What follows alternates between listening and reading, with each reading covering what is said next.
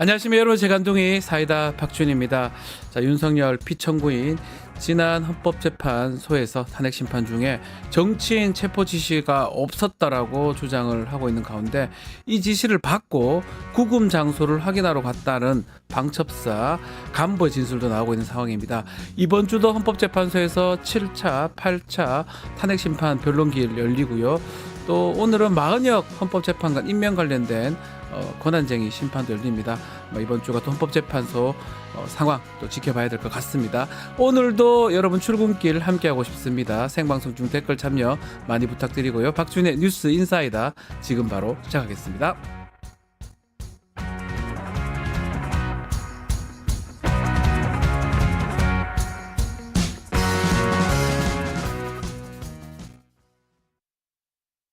유튜브 구독하고 실시간 채팅과 댓글을 남기시면 매일매일 7,000TTCO를 드립니다. 참여 방법은 통통물 어플을 다운로드하고 회원가입과 로그인을 해주세요. 마이페이지에서 나의 회원 고유 번호를 복사해주세요. 유튜브 구독 후 실시간 채팅이나 댓글창에 고유 번호를 한 번만 입력하면 준비 끝! 지금 유튜브 채팅과 댓글 쓰기 참여하고 7,000TTCO 받아가세요. 월요일 지난주 이슈를 정리하고 이번 주 이슈를 전망하는 먼데 이 뉴스 코너입니다. 김민하 평론가와 함께하겠습니다. 안녕하십니까? 안녕하세요. 자, 먼데 이 뉴스 공식 질문 시작해 보겠습니다. 지난주 인상 깊으셨던 이슈랑 또 이번 주 기대되는 이슈 어떤 게 있을까요? 지난주에도 전 세계적으로 네. 많은 일들이 있었습니다. 네. 미국 트럼프 대통령이 가자지구는 미국 거다 사실상 이런 주장을 하고 거기서 권한을 행사해가지고 가자지구 팔레스타인 사람들을 다른 데로 막 강제 이주시킬 것처럼 얘기를 하고, 그러니까 평소에는 미국이 이스라엘 편을 이제 은근슬쩍 좀 들어오면서 우리는 두 국가 해법도 있고 좀 이렇게 화해를 시킬 거야. 좀 이렇게 접근했다면은 트럼프 행정부는 완전히 노골적으로 이제 편을 드는 거냐. 그렇죠. 이렇게 좀 의심을 하면서 그러면서 뭔가 그렇게 해서 가자지구에서 리조트 개발을 하는 거냐. 이런 의구심. 그리고 이게 중동 정세에 과연 어떤 영향을 미치는 거냐.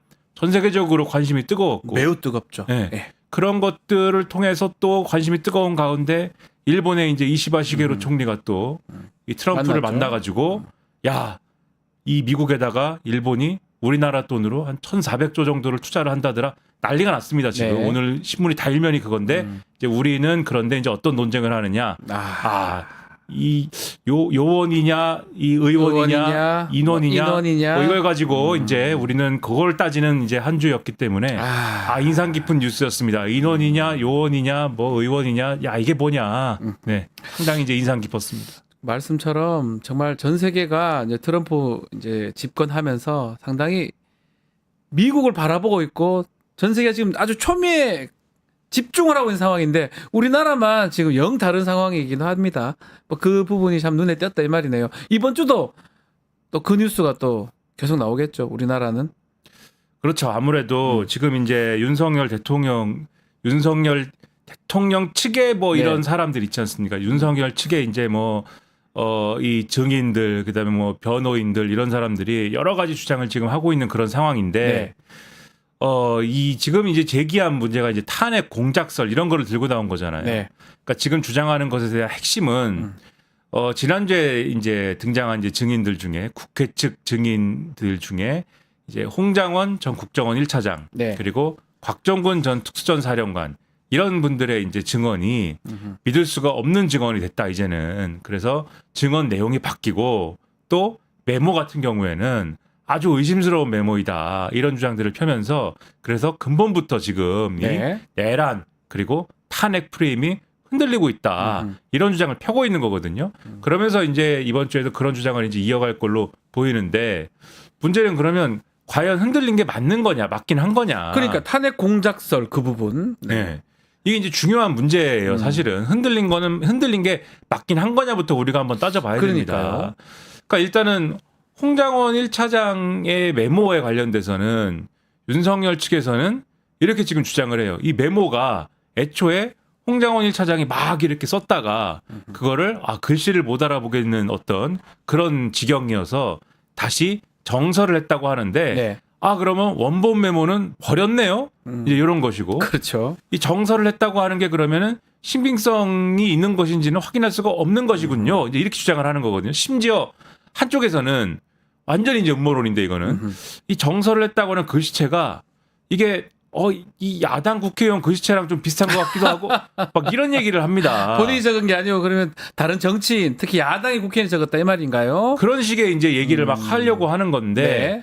그러면 홍장원 1차장이 그 탄핵 심판에서도 얘기했듯이 그러면 이 명단 14명 적혀 있는 이 명단을 제가 꾸며냈다는 말입니까? 이렇게 반론하지 않습니까? 그렇죠. 그럼 그 명단에 적힌 사람들이 정말 이제 꾸며낸 사람들이어야 되겠죠. 가공의 인물들을 막 채워 넣어 가지고 네. 윤석열을 모함하려고 이 야당과 뭐 반국가 세력들이 꾸민 일이어야겠죠. 지금 윤석열 측 주장대로라면 그런 거죠. 그렇죠. 예, 그래야 예. 될 텐데 지금 검찰 수사 내용이라든지 또 요것들을 취재한 언론 보도나 이런 걸 보면은 이게 홍장원 1차장 측 메모에 등장하는 사람들 요 내용이 어떻게 나왔습니까? 방첩사령관 당시에 여인영 방첩사령관이 불러준 걸 적은 거지 않습니까? 그렇죠. 근데 그 당시에 방첩사에서 요 명단을 그러면 나름대로 이제 공유했을 거 아닙니까? 전파하기 위해서. 네.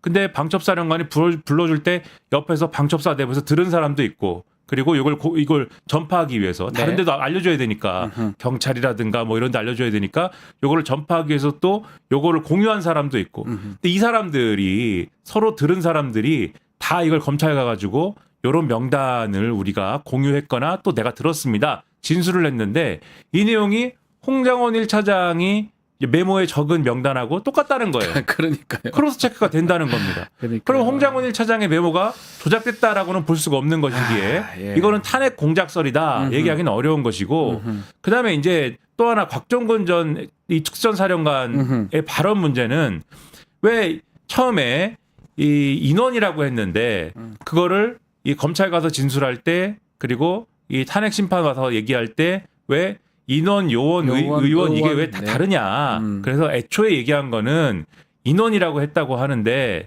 요 인원이라고 했다는 말에 대해서는 윤석열이 탄핵 심판에서 이렇게 얘기했습니다. 나는 인원이라는 말 써본 적이 없다. 그러니까 이 말 자체가 잘못된 것이다. 네.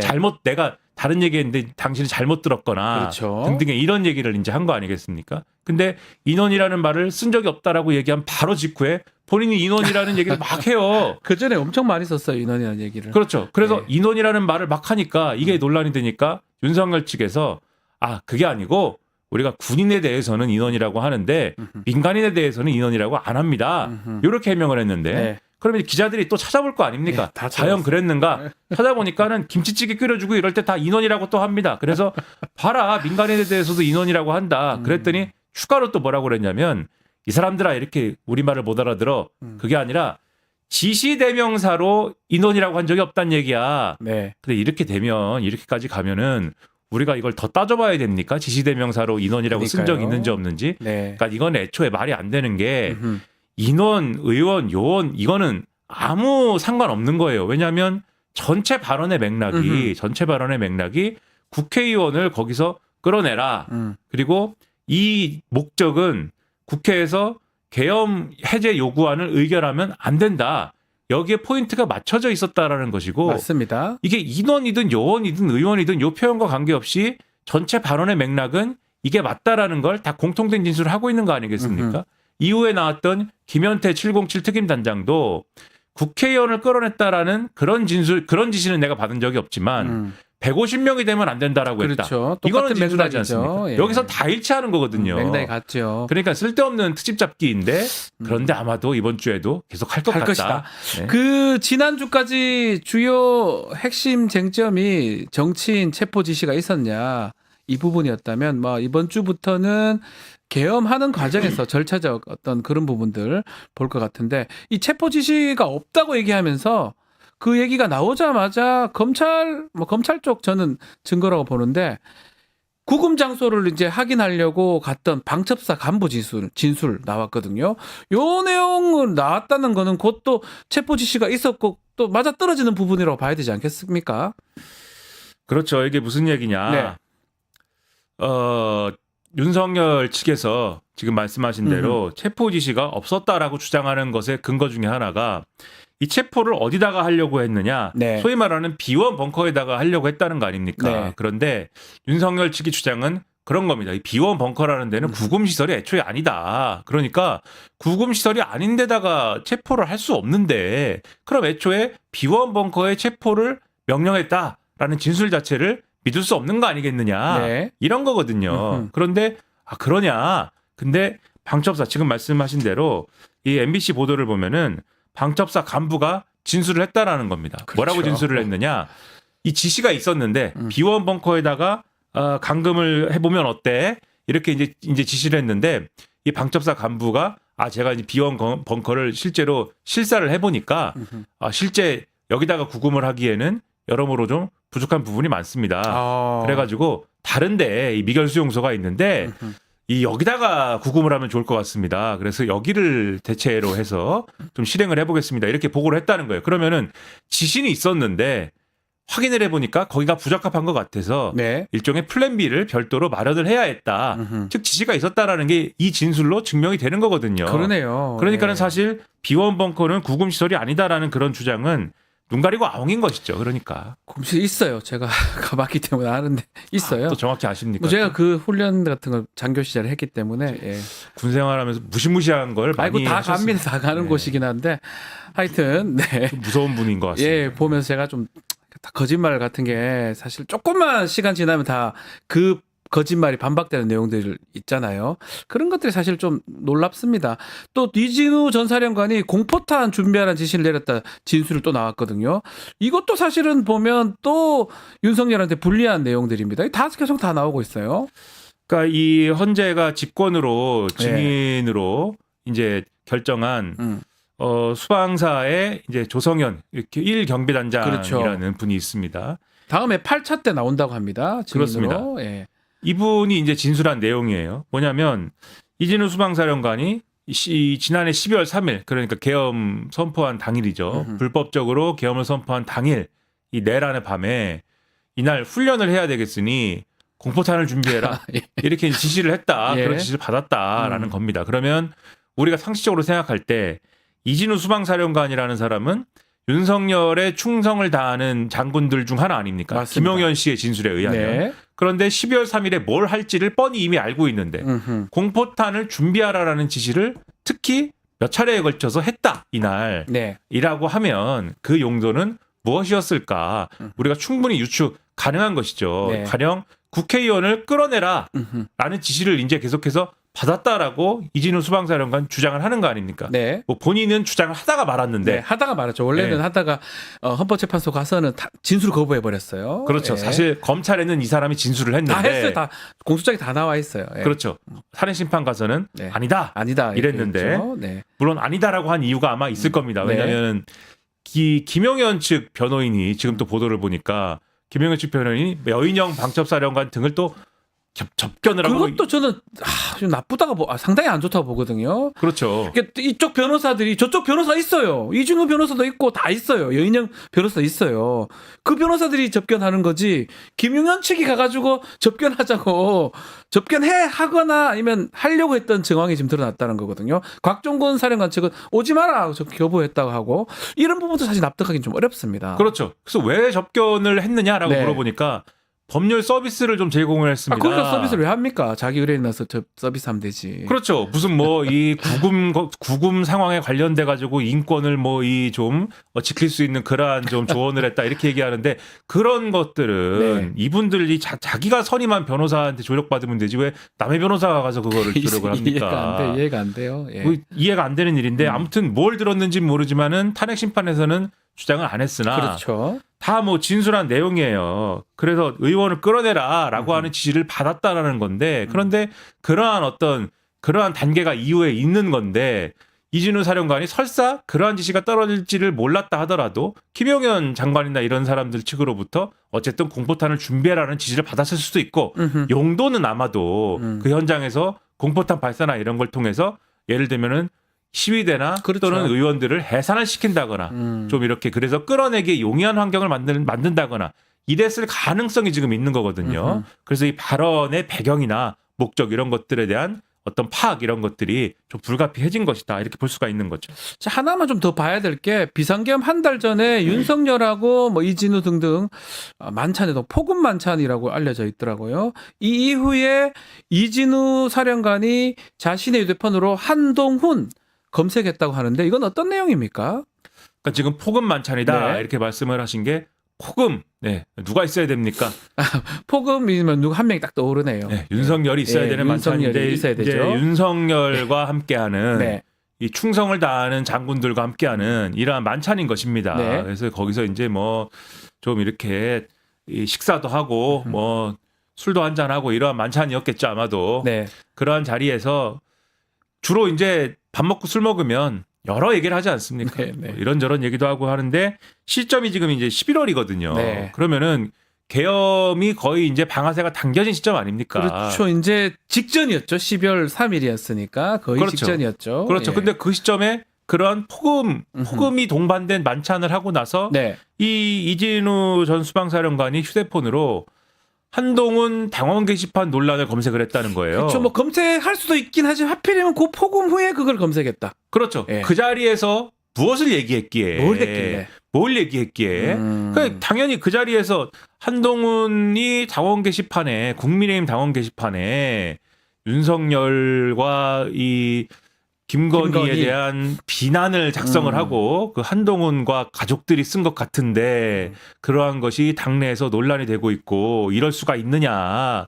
한동훈은 배신자이다. 네. 이런 대화를 하였기에 이런 논란이 불거진 것이 아닌가. 아마 이진우 전 사령관 같은 경우는 잘 몰랐을 수도 있어요. 뭐 정치에 또 관심이 많고 그 고관여층은 한동훈의 그 게시판 논란, 당원 게시판 논란 그걸 뭐 충분히 인지를 하고 있었겠지만 이진우 사령관 잘 몰랐을 수 있다는 생각이 좀 드네요. 그렇죠. 알더라도 네. 그냥 뭐 대충 하는 대충만 것이지. 알죠. 뭐 대충 하는 때문에 것이지. 저렇게 화가 났을까 이렇게 생각했을 가능성이 그렇죠. 있겠죠. 그 자리에서 누가 굉장히 강하게 얘기를 하니까 이게 굉장히 중요한 문제로구나. 내가 알아야 되는 문제로구나. 이렇게 생각해가지고 예. 검색했을 가능성이 있는데 그럼 이 뉴스를 왜 얘기하고 있느냐. 네.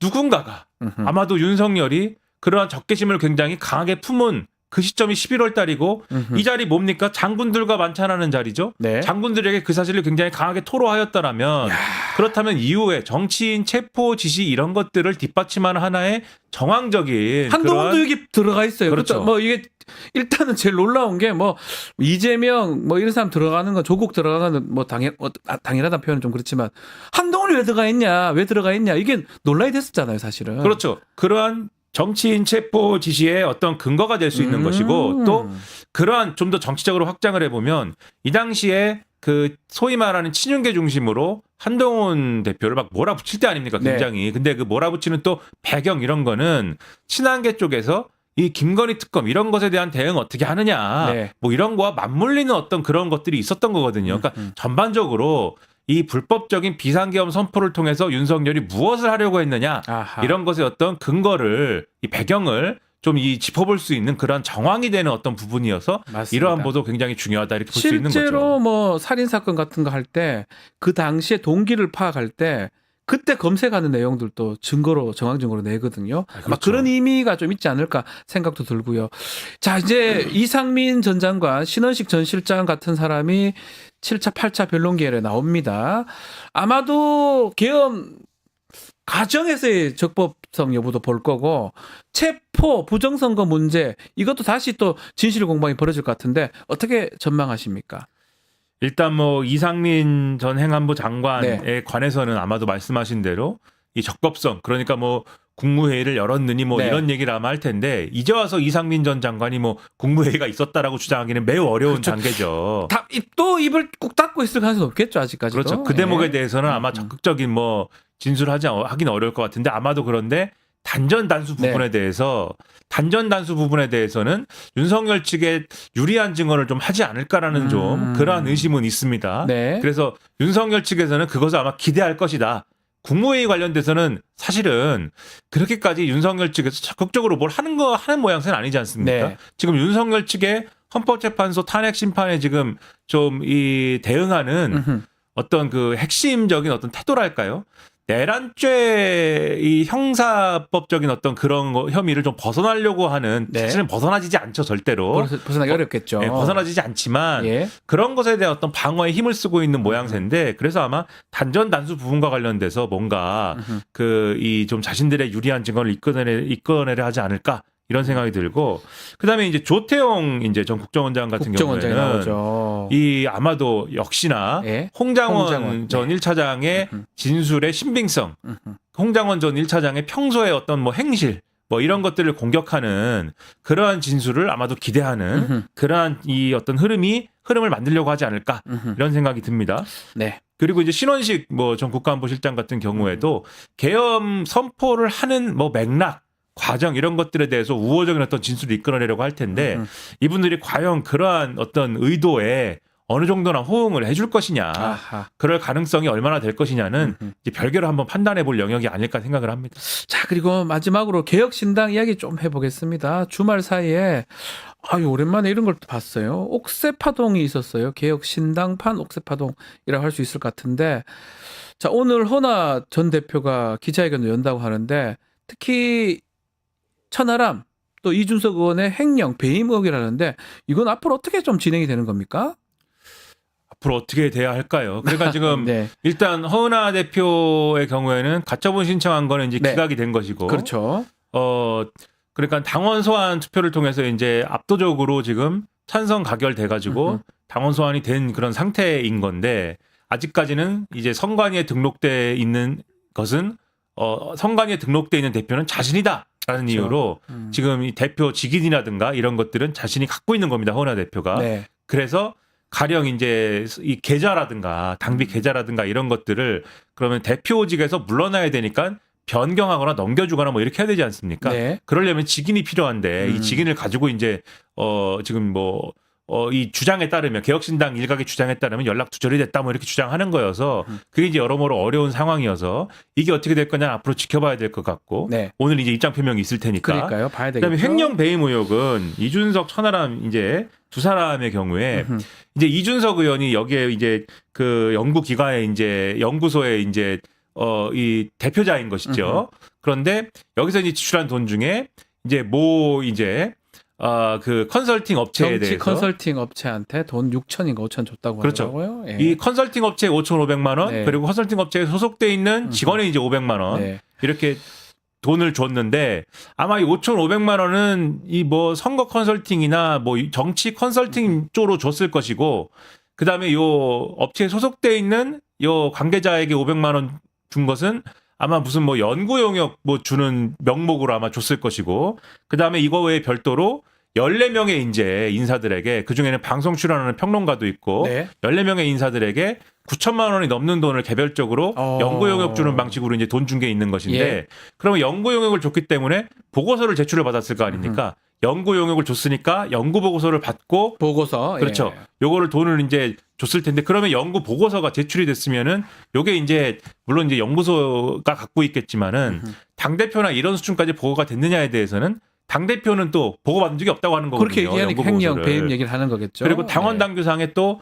뭐 얼마 이상의 어떤 그러한 이제 계약을 할 때는 이제 수의 계약을 하면 안 되는데 이건 또 수의 계약을 했다 등등의 여러 가지 쟁점이 지금 있는 상황이에요. 근데 네. 요거는 당원 당규상의 쟁점이고 이래서 요런 것들이 이제 어떻게 판단되느냐에 있어서는 과연 연구 용역을 발주한 게 진실성이 있느냐. 과연 그러한 것들을 연구할 만한 사람들이 그 보고서가 이른바 이제 가짜로 나온 그렇죠. 보고서가 아니라 그냥 대충 적은 건지 아니면 제대로 한 건지 그렇죠. 네. 실제로 보고서를 정확하게 작성한 거냐 이런 것들이 뭐 수사나 이런 과정을 통해서 밝혀져야 되는 것이라고 생각이 되고 네. 그다음에 컨설팅은 실제로 컨설팅 계약이 그것도 이제 내용이 있는 것이냐 실제 제대로 컨설팅 계약이 진행된 것이냐에 따라서 이것도 이제 판단이 갈려질 것 같은데 네.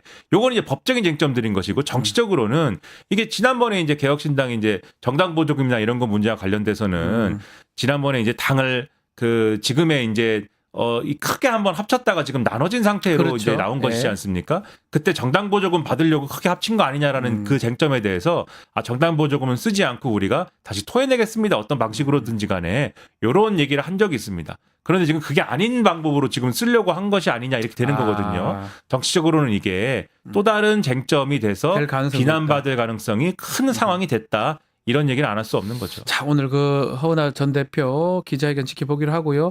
자, 마지막 공식 질문인 이번 주 전망 한 줄 평 또는 키워드로 좀 마무리를 해주시면 좋을 것 같습니다. 평론가님. 이번 주도 혼란스러운 한 주가 될 것 같습니다. 매주 똑같네요. 혼란이 지속된다. 혼란. 지금 윤석열 측에 그 국민 변호인단이라고 있습니다. 네. 이 변호사만 가입하는 데가 아니죠. 아닙니다. 일반인들도 가능하죠. 네, 아무나 가입을 하는 데인데 여기가 이 조직의 체계가 있습니다. 단장, 집행위원장, 지역지부 12만 명이 넘었다 그러고 네. 그리고 이제 엊그제 대구에 집회가 있었죠. 탄핵 반대 집회를 열었는데 뭐 동대구역에 무슨 뭐 몇만이 모여가지고 네. 여기가 이제 세이브 더 코리아라고 보수 기독교 극우 기독교계들을 뭐 이 또 일부를 대표하는 단체야라고 주장하는 이쪽 단체가 이제 개최한 집회인데 구국 기도회다라고 했는데 여기 굉장히 또 많이 모였다라는 걸 두고 국민의힘이 굉장히 지금 고무된 상태거든요. 그러면서 공식 논평으로 이제는 막 그 윤석열에 대한 어떤 옹호 논평을 하고 이런 상황입니다. 네. 혼란이 가중되고 거듭되는 상황에서 이제 국민의힘 대권 주자들은 본격 대권 행보를 또 나름대로 시작하는 단계가 되지 않겠습니까? 예. 혼란이 거듭되는 상황, 우리는 어디로 갈 것이냐? 재간둥이 박지훈 믿고 가야 한다. 네, 알겠습니다. 자, 오늘 말씀 여기까지 듣겠습니다. 감사합니다. 고맙습니다. 김민하 평론가 함께했고요. 잠시 후에 영식당으로 돌아오겠습니다. 조금만 기다리십시오.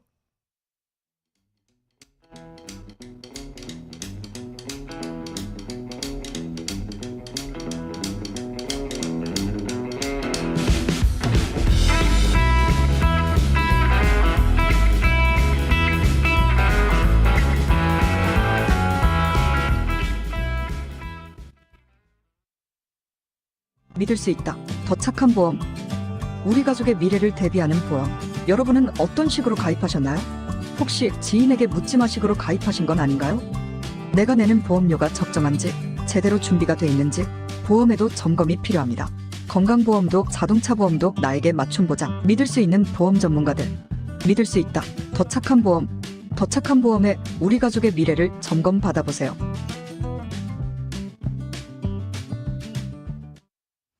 정치 이슈를 씹고 뜯고 맛보고 즐기는 영식당에 여러분을 초대하겠습니다. 박영식 정치시사 에디터 이상민 PD 두 분 함께합니다. 안녕하십니까? 네, 반갑습니다. 네. 안녕하세요. 자, 오늘 이상민 PD는 네. 이게 뭡니까? 뭐예요? 네. 이게 이 핑크색. 네, 귀엽지 않습니까? 예. 네. 딴소리 할 뻔했습니다. 국민 귀엽습니다. 여러분들과 예. 시청자분들에게 이제 본인이 선물이라는 의미 그런 의미입니까? 아니는지. 그런 의미는 아닌데요. 예. 네, 그냥 새로운 걸로 좀 준비해봤습니다. 네네네네. 아주 귀엽습니다. 예. 화사하다. 감사합니다. 예, 이 나이 때 이거 해야죠. 네. 네. 이 나이 때라니요? 감사합니다. 네. 자, 저 넥타이로 해야 되는지 모르겠는데 저 네. 핑크색을 하면서 오늘 또 어떤 또 재밌는 얘기를 해주실지 좀 기대를 해보겠습니다. 네. 자, 윤석열 탄핵 심판 인재 후반부 이번 주면 막 거의 종결이 될 것 같다는 생각 드는데 또 정치권 여론전은 더욱 더 치열해지고 있습니다. 이번 주도 아마 진실 공방으로 갈 것 같습니다. 자, 7차, 8차, 특히 7차에서는 이상민, 신원식 전 실장이 지금 준비되어 있는데 이번 주는 어떤 게 가장 큰 쟁점이 될까요? 그래서 이제 앞에서 이제 김민하 평론가가 잠깐 간략하게 짚어주셨습니다만 이상민 전 장관의 경우에는 사실 김용현이라는 인물을 제외하고는 네. 비상계엄에 가장 강하게 연결이 되어 있는 국무위원 중에 유일한 사람이 아닐까. 그렇죠. 일단 이런 생각이 좀 들고 이제 윤석열 공소장을 제가 이제 지금 저희 코너 들어오기 전에 좀 자세히 읽어보니까 110쪽인데 그걸 다 읽어봤습니까? 아니요 다 읽지 못했고 예. 이상민 부분만 좀 보니까 좋습니다. 예. 예. 42페이지에 이렇게 나와 있네요. 피고인 윤석열은 대통령 집무실로 다시 들어온 행정안전부 장관 이상민에게 한겨레 신문, 경향신문, MBC, JTBC 여론조사 꽃을 봉쇄하고 소방청을 통해 단전 단수를 하라. 이게 이제 공소장에 그대로 나와 있네요. 그대로 나와 있는 내용이라서 시간하고 장소하고 방법이 구체적으로 기재가 다 돼 있네요. 맞습니다. 근데 이거는 네. 이제 결국에 이상민 행안부 장관이 이 지시를 이행을 하려고 한다고 했다면 네.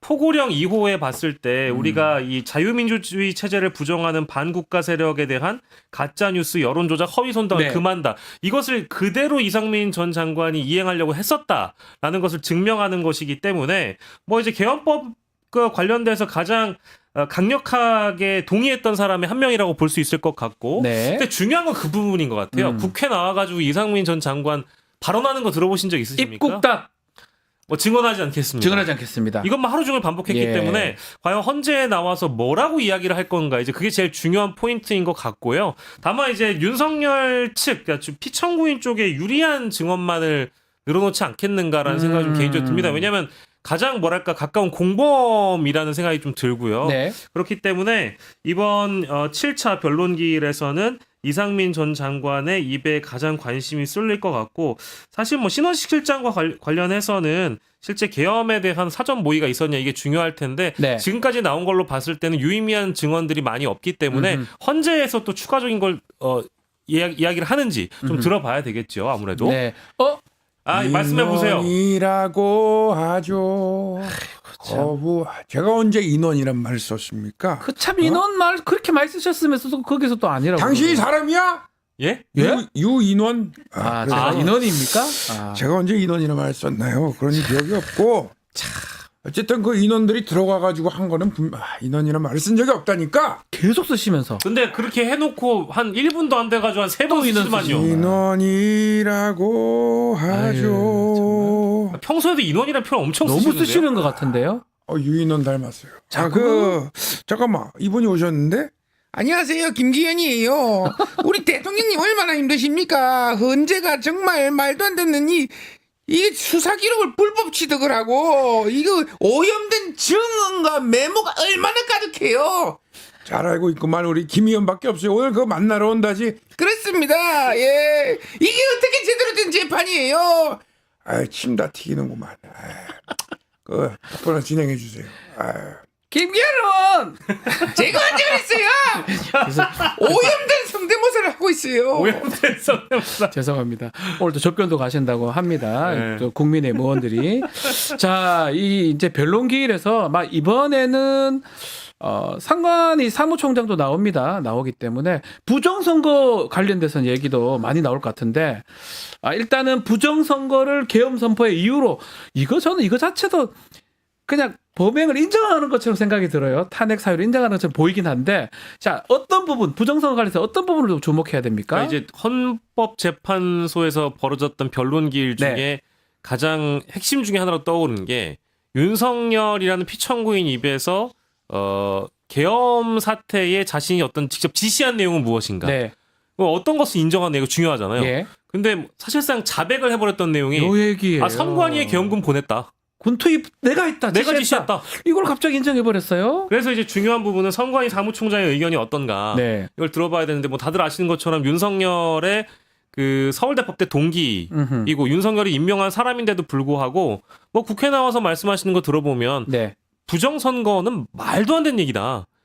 그 얘기하는 거 보면 상당히 화가 나 있습니다. 아, 그렇죠. 예, 그분 실제로 뭐 사무총장님. 어떤 압수수색이라든지 법적으로 과거에 이 부정선거 관련된 판례가 없는 것도 아닌데 네. 그런 답답함 아닐까요? 서울대법대의 동기인 나의 친구 윤석열이 나의 동기 윤석열이 어쩌다가 이렇게 됐는가에 왜 대한 이랬냐? 어떤 그런 분노가 있는 것 같고 윤석열 피청구인이 헌재에서 했던 진술들을 보면은 선관위가 실제 어떻게 가동되고 있나 스크린하라고 지시해서 계엄군이 들어간 거다. 예. 이렇게 진술한 대목이 있기 때문에 김용빈 중앙선관위 이 사무총장이 실제 나와서 뭐라고 이야기를 하는지 일단 좀 들어는 봐야 될 것 같습니다만은 대체적으로는 이제 국회에서 진술했던 내용과 거의 톤이 다 비슷할 것 같아요. 네. 뭐 실제 뭐 그렇게 뭐 곽종근 전 사령관이나 홍장원 국정원 제1차장이나 국회에서 보여줬던 모습 그대로가 이제 사실 복사해서 붙여넣기라고 맞습니다. 봐도 무방할 정도로 같은 내용이었다 보니까 근데 다만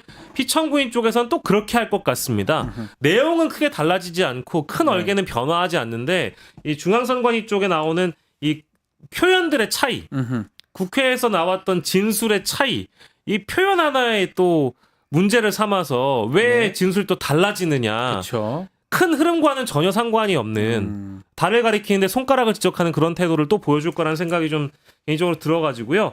부정선거론에 대해서는 사실 헌재 재판관들도 과거에 변호인 측에서 좀 도를 넘는 진술을 하게 되면 딱 말을 끊는 경우도 있었기 때문에 네.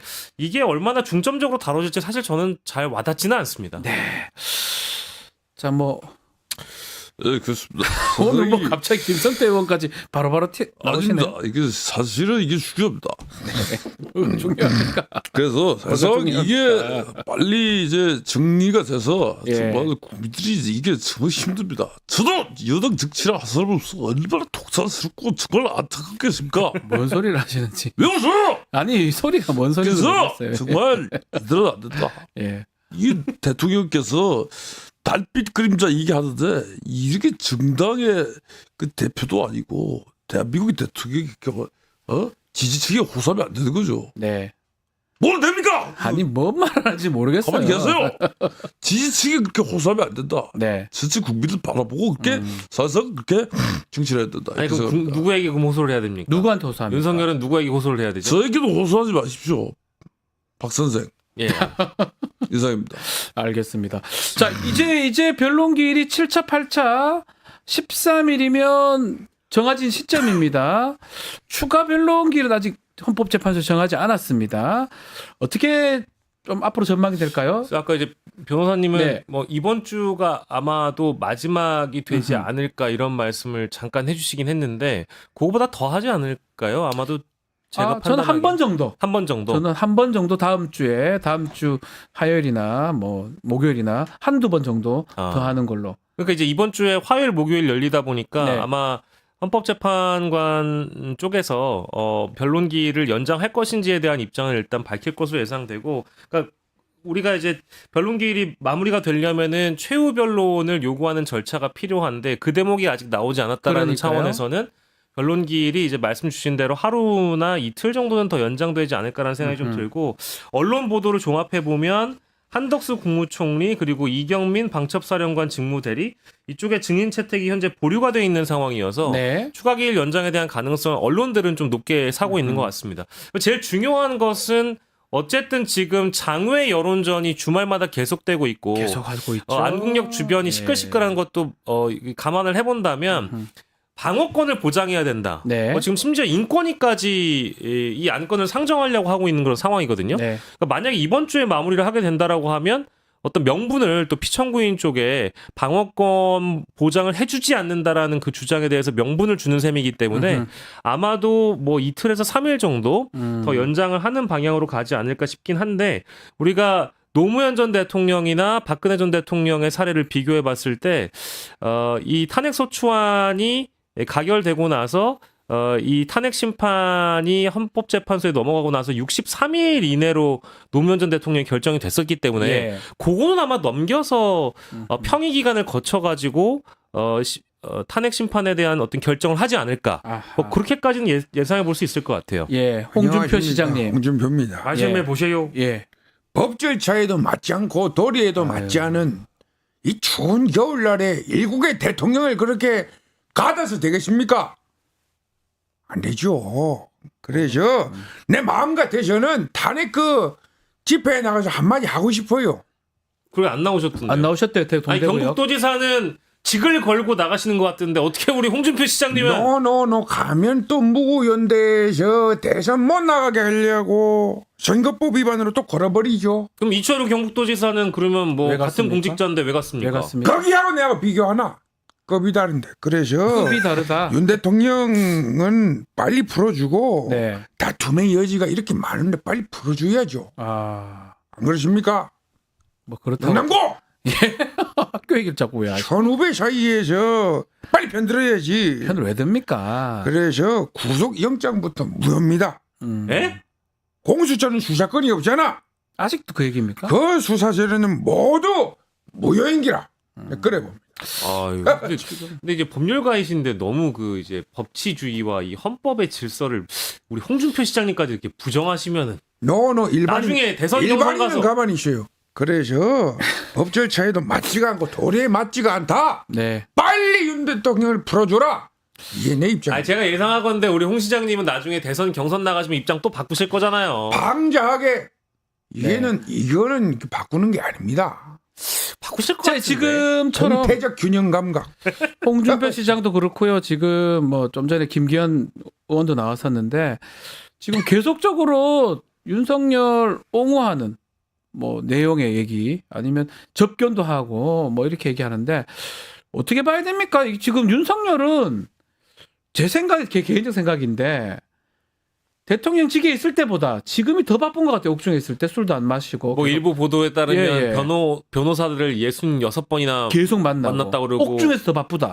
이런 느낌도 뭐 드네요. 외부인 접견까지 포함하면 하루에 7번을 만나서 총 70회를 만났다. 그러니까요. 이게 이제 한겨레 단독 보도였던 걸로 제가 기억을 하는데 네. 물론 이제 다 변호인 접견이라고 부정은 했습니다만 네. 황제 접견 아니라고. 음흠.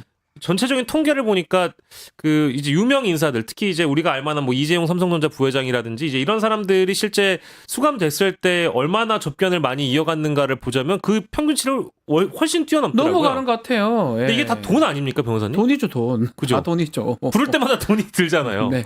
근데 어쨌든 그런 네. 거 보면 어쨌든 뭐 황제의 면회, 뭐 접견이라는 표현보다 황제 면회라는 표현이 좋을 것 같은데 굉장히 많은 횟수의 접견을 내지는 면회를 하는 걸 봤을 땐 정말 그 대통령직에 있을 때보다도 훨씬 더 바쁜 것 같고 지각 출근, 늑장 출근, 심지어 가짜 출근 이런 논란도 있었잖아요. 그런 걸 본다고 하면 말씀 주신 대로 지금이 훨씬 더 바쁜 게 더 맞는 것 같고 열심히 더 사는 거 아니냐. 예, 그런 이 생각이 좀 생각도 들고 듭니다. 이거 저기 아까 김기현 전 대표도 나오셨었고 뭐 지금 추경호 전 원내대표도 윤석열 접견을 간다라고 하는데 네. 이제 개인 차원 접견 얘기 좀 그만했으면 좋겠습니다. 그냥 당이 가는 것 같아요. 그냥 당 전체가 간다. 그냥 간다고 뭐 가요 가면 어때요? 그냥 그렇게 판단하고 그렇게 선택한 거잖아요. 우리 국민의힘은 윤석열과 한 몸이다. 예, 그 선택한 거잖아요. 아 저는 그 이해가 안 돼. 자꾸 왜 뭐 개인 차원이냐 당 차원 이런 얘기 하고 그냥 그 윤석열 내란이 맞다고 지금 생각하는 것 같거든요. 그러니까요. 아니 그러니까 우리 그렇게 보는 게 맞지 않나요? 흔한 예로 예. 우리 막 그저 우리 정부에서 일본 쪽에 그 야스쿠니 신사에 곡물 복납하러 가면 다 네. 그 논란될까봐 개인 차원의 네. 방문이고 뭐 신사 방문이다 이런 식으로 저기 얘기했을 때 평가를 뭔가 좀 의미를 좀 축소했을 때 국내에서 평가할 때는 그게 어떻게 개인 차원의 접견이냐 이런 비판을 했었잖아요. 네. 근데 뭐 지금 이 개인 차원의 접견이라는 게 이게 순 말도 안 되는 핑계지. 어떤 국민이 전직 대표들 혹은 지도부의 방문, 뭐 국회의원들의 방문을 개인 차원의 접견이라고 얘기를 하겠습니까? 네. 사실 뭐 당 지도부가 맞지 않더라도 국회의원이 국민을 대신하는 그런 개개인의 헌법기관의 역할을 하고 있기 때문에 국회의원의 직함을 달고 있는 사람들이 피고인 윤석열을 만나는 것조차도 개인 차원의 접견이 아닌 것이죠. 네. 그렇지 않습니까? 김문수 네? 장관 나왔네요. 안녕하십니까 김문수입니다. 아유. 예. 국무위원으로 국적이 어디요? 국적이요. 그 국무위원으로서 적절하지 않지만 네. 그래도 말씀드린 게 적절하지 않다 이렇게 말씀드리고 음흠. 저도 방문하겠습니다. 갑니까? 저도 방문해야죠. 아, 안녕하십니까? 여기를 방문했죠? 안녕하십니까? 예. 우리 문수가 닦았습니다. 예. 나 눈물이 납니다. 아, 진작에 좀 찾아오지. 그렇습니까? 우리 엠비님 국적이 어디요? 뭐 합니까? 한국이죠. 도대체 뭐 하십니까 두 분? 네, 오사카에서 태어났습니다. 아, 그건 알죠. 그렇습니다. 진행해 주이소. 합니까? 두 분 만났는데 진짜 우리들은 별로 안 친해요. 관찰한 거 아는데 요새 의미를 좀 부여하는 사람들이 많은 것 같아요. 두 사람의 만남을. 친이계니까 모인 거예요. 친이계니까. 둘이 친이계 맞나? 친이계니까 국적이 어디요? 나 국적이 뭐 한국에 왜 친이계를 부정합니까? 대한민국이에요 저는. 그래? 그래요. 좋아요. 뭐가 좋아요. 진행해 주세요. 예, 아니 근데 이게 두 사람이 이렇게 만난 거 보면 정치의 계절이 이제 도래할 것 같긴 한데 네. 김문수 장관의 경우에는 사실 얼마 전까지만 하더라도 대선에 큰 관심이 없는 것으로 대선하지 않겠다라고 그렇게 얘기했는데 이야기가 좀 돌았던 것 같은데 장관이 MB 전 대통령 만나러 간다. 이거는 자체는 뭔가 출마의 생각이 좀 있는 거 아닙니까? 저는 뭐 충분히 그렇다고 보고요.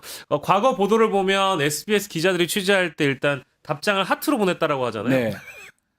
대선 출마 의사 있습니까 했더니 답장을 하트로 보냈대요. 네. 하트가 문제입니까? 하트가 국적이 어디요? 하트가 국적이 하트는 내 됐습니까? 마음속에 심장이 저장. 국적이 어디요? 하트비트. 뭔 소리입니까? 김문수 개그를 부정합니까? 개그가 아니에요. 그거가. 관등성명 대봐요. 관등성 박지훈 소령. 고맙습니다. 네. 아 근데 저는 그 대목이 가장 저한테 관심이 갔는데 네. 하트 이후에 하트 이전 이후까지 그 사이였던 것 같습니다. 그 네. 어간이었는데 자신이 김문수 장관의 공식 워딩입니다. 네. 자신이 국무회의에 들어갔다라고 하면 계엄을 반대했을 거다. 아. 이 얘기를 그러니까 그 후에 예상과는 다르게 다른 이렇게 얘기를 했어요. 하더라고요. 그러니까 예. 이거는 뭘까? 음흠. 계엄 사과를 요구하는 그 본회의장의 모습에서는 그래도 이게 이제 장관직을 맡고 있는 국무위원들에게 이제 사과하라고 요구하는 것은 강요하는 것은 맞지 않는다는 얘기를 하면서 동시에 그래도 내가 비상계엄 국무회의에 들어갔다라고 한다면 반대했을 것이다. 네. 요거는 이제 자신을 지지하는 사람 말고 중도 무당층에게 좀 뭔가 이 어떤 지지를 노리고 하는 그런 공식적인 워딩이라고 봐서 처음에는 건강이 좀 좋지 않다라는 얘기가 나왔고 대부분 이제 주변에 있는 인물들에게 자신이 대선 출마에 대한 큰 욕심이 없다라는 전언도 있었다라고 전 전에 들었었는데 네. 그 이후에 하트가 나오고 비상계엄 국무회의에서 자기가 반대를 했을 거라는 워딩까지 나오는 걸 보면 그리고 나서 이명박 전 대통령까지 만난 걸 보면 김문수 장관이 대선 국민의힘 주자로 대선 경선에 뛰어들 가능성이 매우 높아졌다. 매우 높다. 매우 높아졌다라는 생각에 다른 대선 주자들의 입장도 매우 궁금해지고 매우 있습니다. 궁금해서 오세훈 시장님. 아름다운 서울에서 제가 서울시장입니다. 알죠. 그런데 경기도에서 굉장히 야지를 놓고 있는데요. 야지라니요. 야지란 말을 쓰면 안 됩니까? 안 되죠. 사회자가 그렇게 반일적으로 나오는 것도 좋지 왜 않습니다. 그러세요? 한미일 외교가 이른바 윤석열 외교, 왼수결 외교가 저는 옳았다고 생각하는데요. 윤석열 정부의 계엄은 반대하지만 외교 안보 노선에는 예나 지금이나 적극 찬성하고 있습니다. 반면에 이재명 대표 민주당은 옥신각신하면서 뭘 했나요? 저는 그걸 묻고 싶습니다.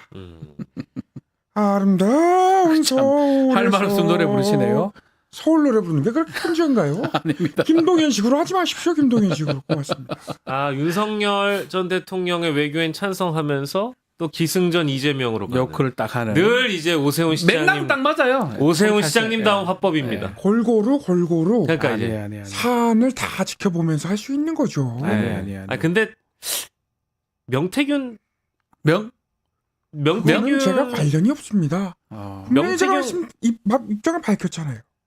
입장이 뭐 알죠. 근데 이제 명태균 특검법도 우리 지금 현명하시고 또 자애로우신 우리 서울시민 여러분 다 아시리라 생각합니다. 알겠습니다. 답변 못 하시네요. 다른 대선 네. 주자들이 한강으로 따라 나오세요 다. 다른 대선 주자들이 이 국민의힘 대선 경선을 통과할 가능성을 자신 스스로 높다라고 점치는 이유가 다 명태균 게이트 때문에 그럴 텐데 지금 아까 나왔던 그렇죠. 홍준표 시장님이나 오세훈 시장님이나 쉽지 않을 것 같다라는 전망도 함께 드리겠습니다. 자, 요거 마지막으로 요걸 한번 좀 보시죠. 헌재에서 그 마은혁 헌법재판 후보자 임명 관련해서 오늘 변론 진행이 되는데 일단 최상무 권한대행이 또 어떻게 또 할지 결론이 어떻게 나더라도 받을지 말지 또 오늘 재판은 또 어떻게 진행될지 어떻게 보십니까? 저는 이제 더 이 내용을 네. 가지고 논란을 일으킬 사람들이 있을까? 전혀 앞으로. 없다고 봅니다. 왜냐하면 이제 예. 이미 어제 JTBC 보도로 단독 보도로 나왔습니다만 국민의힘 공문이 나왔어요. 이제 여야 합의로 이 사람들을 임명을 할 것이다. 서로 여야가 합의했다라는 의미의 공문이 나온 상황이기 때문에 최상목 권한대행이 과거 마은혁 후보자를 임명하지 않는다라는 명분으로 여야 합의를 들었잖아요. 네. 그때도 이미 절차상 원내대표끼리 합의했다라는 그 어떤 히스토리가 담긴 영상들이 많이 공개가 됐습니다만 어제 나왔던 보도는 또 다르거든요. 국민의힘의 공문이 나온 겁니다. 국민의힘의 마은혁 공문이에요? 이름까지 담겨 있는 네. 공문이 나왔기 때문에 이거에 대해서 최상목 권한대행이 어떤 할 말이 있을까라는 생각이 좀 들어서 저는 이거는 뭐 아주 가까운 시기에 임명을 할 수밖에 없는 지금 상황으로 내몰리고 결론이 있다는 날 생각이 것이다. 들고 예. 뭐 다들 아시는 것처럼 이 헌법에 나와 있는 대로 국회가 선출하면 대통령이 임명한다고 되어 있습니다. 그냥 그 간단하게 대해서 헌법에 구조 딱 적혀 있어요. 110 조문은 제가 까먹었는데 이거를 뭐 110조인가 그렇 있습니다. 이거를 더 예. 언급하거나 강조할 이유가 없기 때문에 뭐랄까 최상목 권한대행 입장에서는 지금까지 이 다른 법안들에 대한 거부권을 사용했던 그런 여러 가지 이유들과 명문보다 이것을 막아내기가 제일 어려울 것 어려울 같고 것이다. 힘들 것 같다라는 생각이 들고요. 지난주에 있었던 이 그 내란 특위 청문회에서 보여줬던 최상목 권한대행의 모습을 우리가 감안을 해봤을 네. 때 가령 이제 비상계엄 문건을 뭐 가로로 접었네, 세로로 접었네 이런 논란이 있지 않았습니까? 그렇죠. 거기에 대해서 딱 떨어지는 답변을 못한 것을 보면 지금 계속 지금 국회로부터 궁지에 몰리고 있는 상황이거든요. 근데 요거는 이제 사실상의 마지노선이라고 좀 보기 때문에 마은혁 후보자 임명 못하면 최상목 권한대행에 대한 탄핵 카드가 더 본격화될 거라고 봅니다. 네, 뭐 예, 존경하는 국민 여러분, 문재인 전 대통령 한마디 하고 나오셨네요. 가겠습니다. 예, 한마디 하십시오. 윤석열 그 사람을 발탁한 그날을 후회합니다. 예, 좀 욱하는 성질을 가지고 있다고 해서 많은 사람들이 말렸죠요. 말렸는데 그때 제가 이 사람 검찰 개혁을 할 수 있다 해서 좀 불편했지만 내정했죠. 오, 그래서 이런 정부를 탄생시킨 것에 대해서 자괴감이 크고 자기가 좀 송구하다 이런 말씀 분명히 이거 드립니다. 진짜 했습니까 이 말? 했단 말입니다. 한겨레 아, 쪽하고 했군요. 아, 깜짝 인터뷰를 한 것 뉴스도 같아요. 보세요. 뉴스. 아니 뉴스 깜짝 놀랐어요. 작전 전화 왔습니다. 무시하면 안 되죠. 근데 우리 저기 문 전 대통령님 현실 정치에는 잘 개입을 안 하실 것 같더니만 그러니까요. 이게 민주당 내부에서는 굉장히 부글부글 할 만한 말씀들을 이번에 많이 하신 것 많이 같은데요. 하셨던 그걸 좀 잊어주세요. 예, 아니, 근데 잊어주고 싶습니다.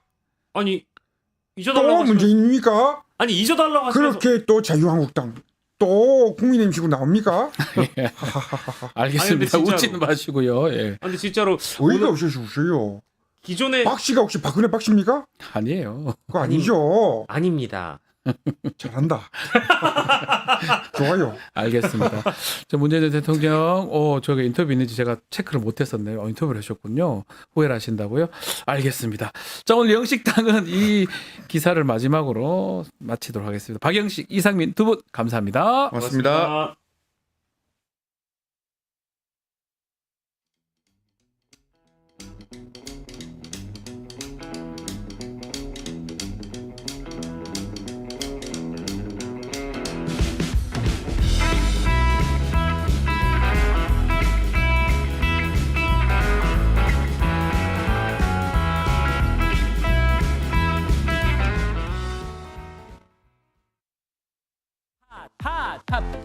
증권 통판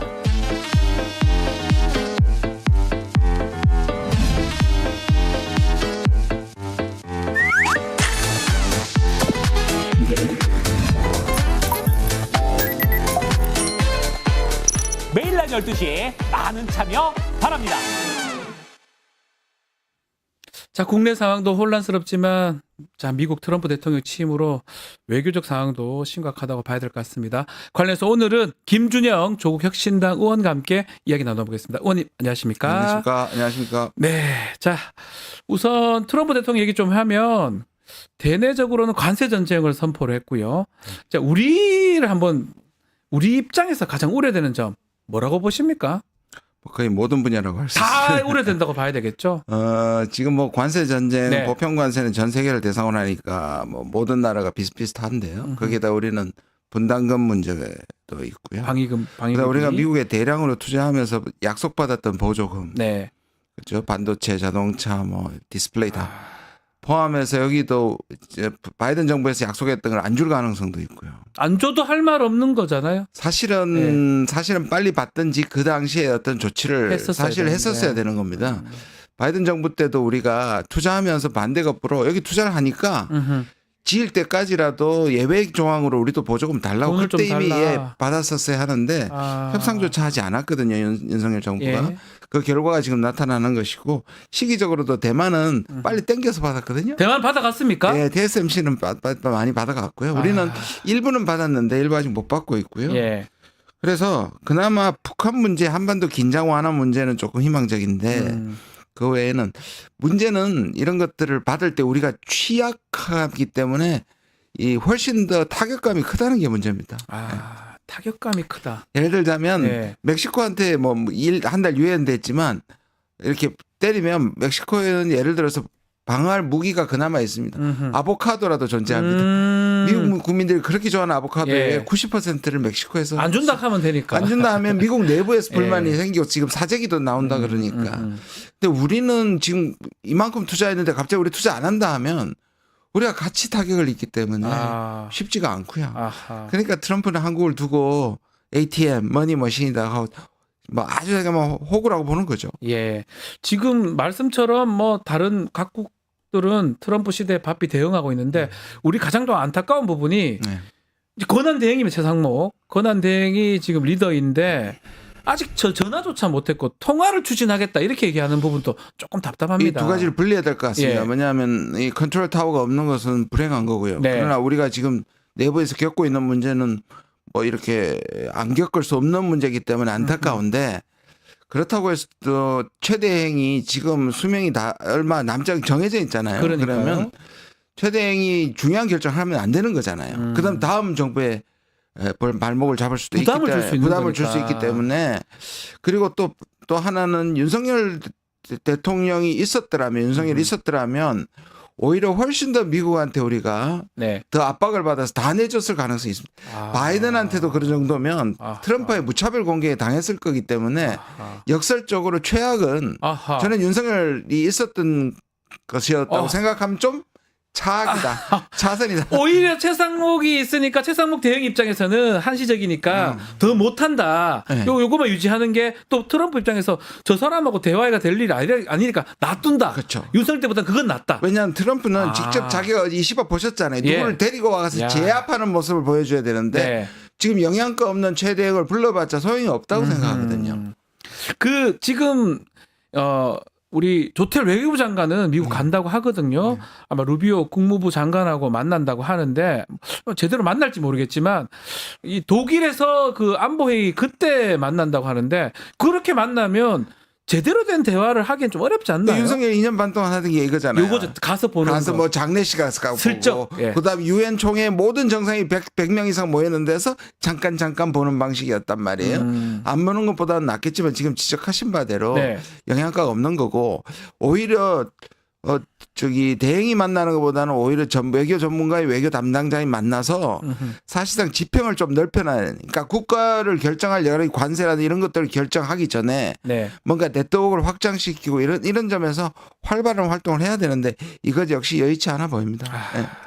지금 상황이 만만치가 않은데 이 사실 지난 7일에 있었던 미일 정상회담 좀 전에 말씀도 하셨는데요. 언론들은 트럼프가 선물 보따리를 챙겼다라고 평가를 하고 있는데 의원님께서는 어떻게 보셨습니까? 정상회담? 겉으로는 확실히 제압한 듯이 보여요. 네. 거의 뭐 일방적으로 기울어진 운동장처럼 보이는 거고요. 네. 그러니까 트럼프가 이런 방식이잖아요. 지금까지 콜롬비아한테도 그 불법 입국자들 비행기 실어서 갔을 때 이거 안 받았거든요. 착륙 허가를 안 했는데 네. 그러면 보편관세 때린다 그러니까 착륙 허가를 해버렸단 말이에요. 네. 그다음에 멕시코도 국경 수비대 10,000명 보내겠다고 약속하고 한 달 미뤘는데 이런 방식으로 일본한테도 겁을 주다가 일본이 와서 사실 자진 납세 한 측면이 있는데 그럼에도 불구하고 이것들이 약속들이 실제로 다 진행되느냐 봤을 때 최소한 겉모양은 일본이 미국한테 원하는 걸 다 해주는 것 같지만 네. 향후의 실천 문제에서는 쉽지 않다고 얘기하는 사람들이 있고요.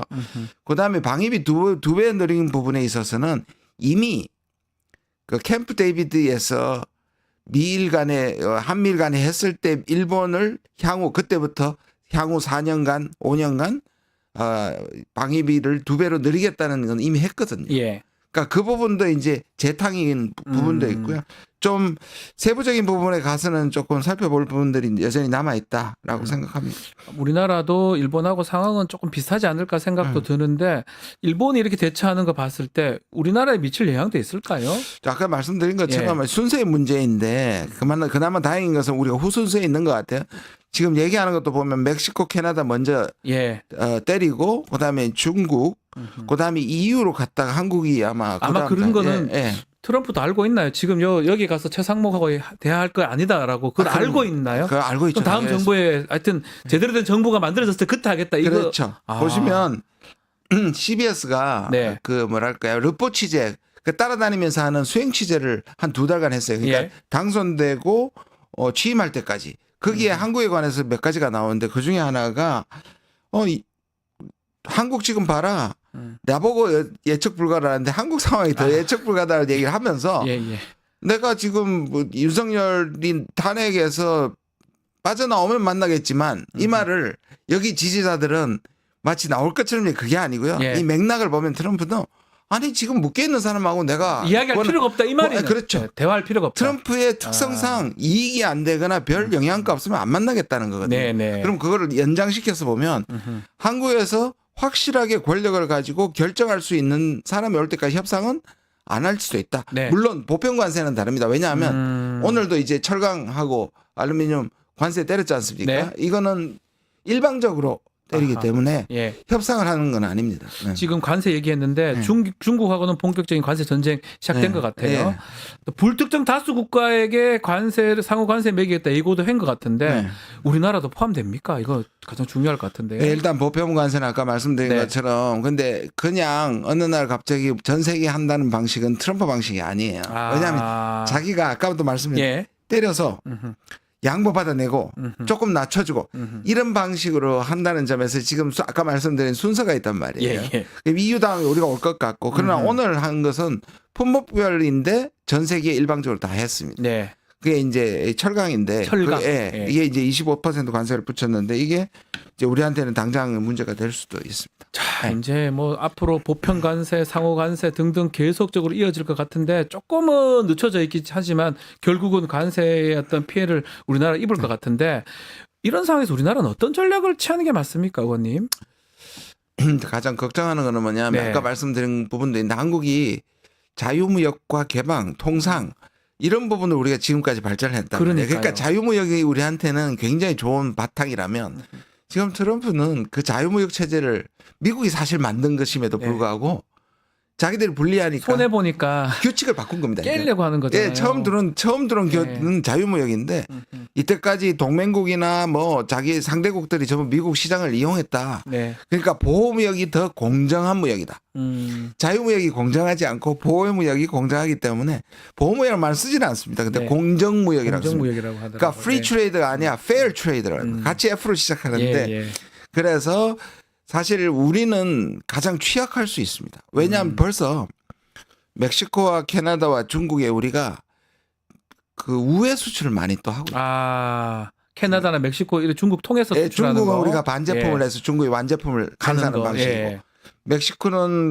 멕시코 우리나라 기업이 500개 이상 있습니다. 맞습니다. 그리고 맞습니다. 현대 예. 기아차 25만 대 중에 아, 15만 대를 멕시코에 생산해서 해서 미국으로 미국으로 가게. 보내는. 근데 그게 벌써 이제 밀리긴 했습니다만 바로 받게 될 거고요. 그다음에 이 뭐 그래서 저는 이거를 이런 얘기가 이미 나오고 있습니다. EU에서.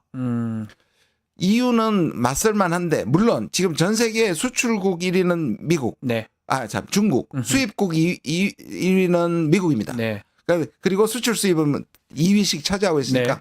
이 말은 뭐냐면 이 정도의 시장과 이 상품 수출을 갖고 있으니까 이걸 가지고 보복 관세를 할 수 있잖아요. 네. EU는 고당함인데 EU가 나머지 국가들 예를 들면 한국 포함해서 멕시코, 캐나다 이런 국가들과 일종의 자유무역 연대가 나오면 아하. 미국에 대항할 수 있다. 우리 혼자는 대항하지 못하지만. 아, 다 같이. 그렇죠. 전 세계 다 같이네. 그렇죠. 그러면요. 미국이 아. 관세가 먹히지 않는다는 일종의 연합체가 필요하다는 말이 유럽에서 나오고 있고 네. 저는 우리가 적극적으로 네. 고려해 봐야 된다 이렇게 생각합니다.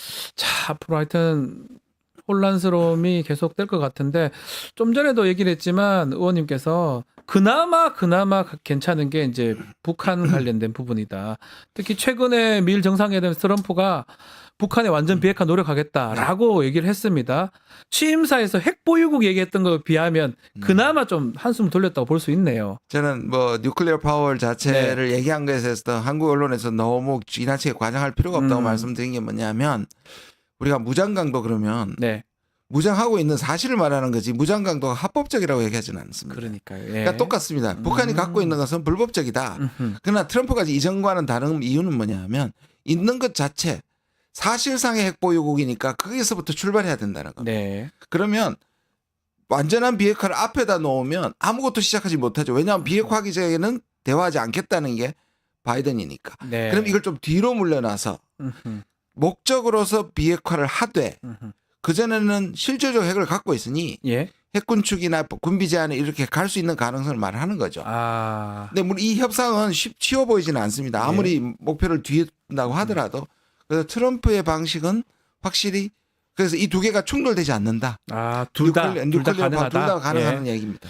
그렇다면 이 가장 관심이 가는 부분 그 부분일 겁니다. 북미 회담 가능성은 있다고 보십니까?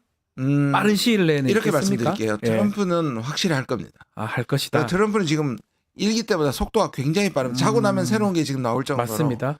그러니까 속도감이 엄청인데 그 이유는 이렇게 좋은 환경이 있을 수가 없습니다. 왜냐하면 네. 2년간 상하원 장악했죠. 네. 주지사 죄송합니다. 주지사에다가 대법원까지 다 트럼프 쪽 트럼프가 사람입니다. 근데 예. 이게 2년 안 가면 뒤집어지고 또 바뀔 수 중간 있습니다. 선거는 원래 예. 역사상 5번밖에 예. 현 정부한테 우호적이지 않습니다. 이것도 마찬가지로 심판 선거가 되기 때문에 네, 네, 바뀔 맞습니다. 가능성이 있잖아요. 그래서 이 권력 2년에 구조가. 지금 2년도 안 예. 남았거든요. 네. 그래서 속도감이 있는데 그럼 북한 역시 2년 안에 할 텐데 네. 문제는 북한이 받을 거냐. 김정은이 그걸 받을 것이냐. 2019년에 아하. 세게 뒤통수를 맞아서 예. 미국에 대한 신뢰가 일단 없고 두 번째 그때보다 북한이 급하지 않은 겁니다. 아. 북한의 전략적 가치도 너무 높아졌어요. 아. 그때만 하더라도 예. 러시아와 중국이 적어도 북한 비핵화에 대해서 협조적이었습니다. 미국이 원하는 만큼 도와주지는 않았지만 협조적이었는데 지금은 오히려 북한이 중국이나 러시아한테 오히려 전략적으로 도움이 되기 때문에 아. 그러니까 북한의 몸값이 훨씬 더 높아졌습니다. 그때에 비해서 훨씬 더 높아졌다. 그래서 뒷배가 있으니까 나한테 나를 끌어내려면 아하. 나에게 합의를 받아내려면 엄청난 선물을 해줘야 될 거라고 아마도 요구할 가능성. 하노이 그때보다 훨씬 커졌다. 그렇죠. 그런데다 하노이에서 뒤통수 맞았잖아요. 네네네. 이 두 가지가 겹쳐질 때 아. 북한은 웬만해서는 잘 안 나올 것이고 그러면 트럼프가 어마어마하게 줘야 되는데 트럼프가 주는 사람이 아니잖아요. 절대 안 주죠. 그러니까 이게 안 맞을 수 있어요. 아, 자 이제 문제는 또 이런 상황에서 북한 몸값도 지금 올라갔다고 말씀하시고 네. 트럼프는 장사술 어떤 그런 거 뛰어난 사람인데 이 과정에서 우리 정부의 역할, 패싱 이런 느낌을 좀 받거든요. 우리 정부는 어떤 역할을 해야 됩니까? 확실히 패싱은 맞는데요. 네. 이것도 두 가지로 나눠봐야 될 이유가 뭐냐면 지금 만약에 윤석열이 있었다고 생각을 네. 합시다. 그럼 진짜 패싱입니다. 왜? 윤석열은 대북 강경책이잖아요. 아, 그거를 바이든은 동조를 해줬고요. 근데 만약 만나버리면 북한과의 협상을 반대하고 희명한 평화를 얘기한 사람은 완전히 패싱하고 완전히 무시하고 갈 겁니다. 네, 그런데 일단 한반도 긴장이 북한이고 남한이고 높아졌기 때문에 이게 낮추는 것은 저는 나쁘지 않다고 생각합니다.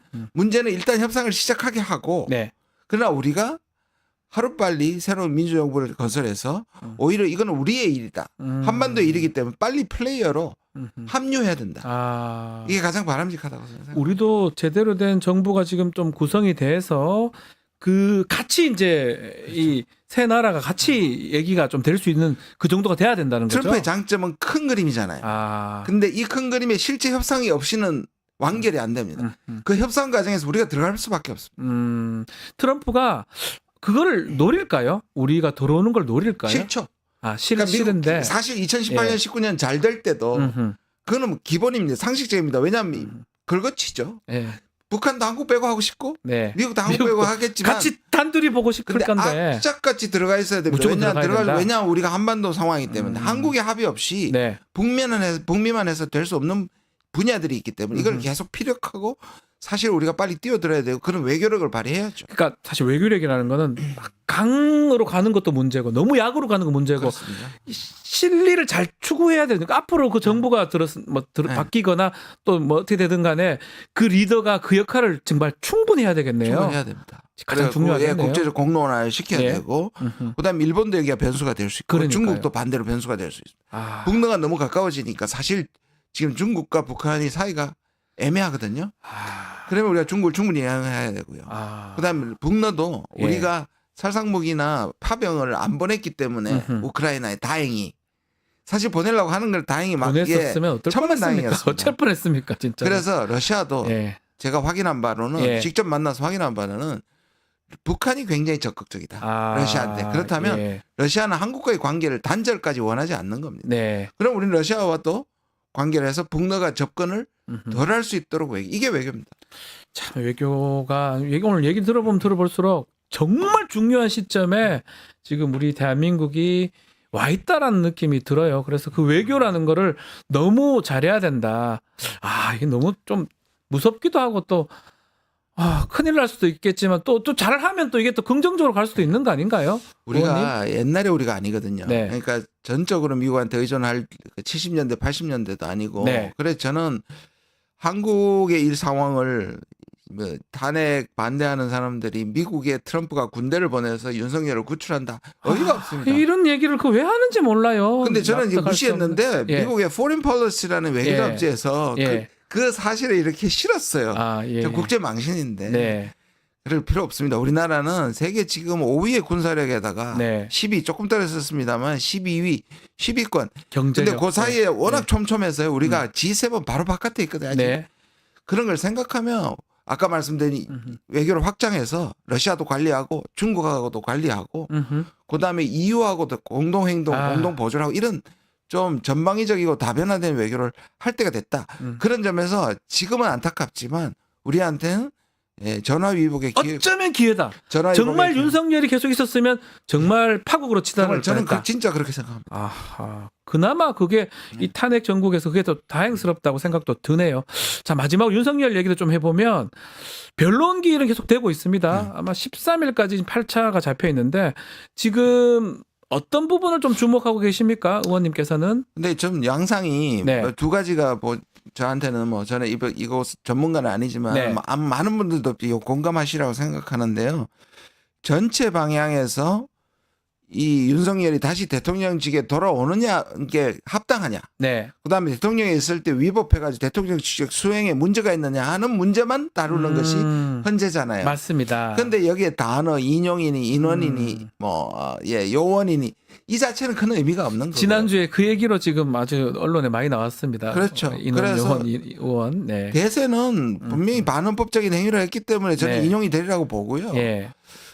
그런 점에서 아마 그것도 내부에서 알고 있는 것 같습니다. 그래서 요즘 이제 정치 투쟁을 한다. 예. 법률 투쟁이 아니라 법률 예. 투쟁을 하면 자기가 대통령 수직에 얼마나 합당하고 그 부분에 대한 것들을 어필을 해야 되는데 이걸 안 하는 걸 보면 아마 이거는 각오하고 내부에서도 이재명 대표 정도와 반면과 이재명 대표의 구도로 가면 이길 수도 있으니까 정권을 연장시켜서 사면하는 쪽이 가능성이 더 높을 수도 있다. 아하. 왜냐하면 지금 이것 말고 다음에 형사재판에서는 지금 실제로 증인들이 확실하게 증언하고 있잖아요. 다 증언을 하고 있습니다. 그러니까 그게 예. 사형 아니면 종신형인데 네, 무기징역, 무기금고.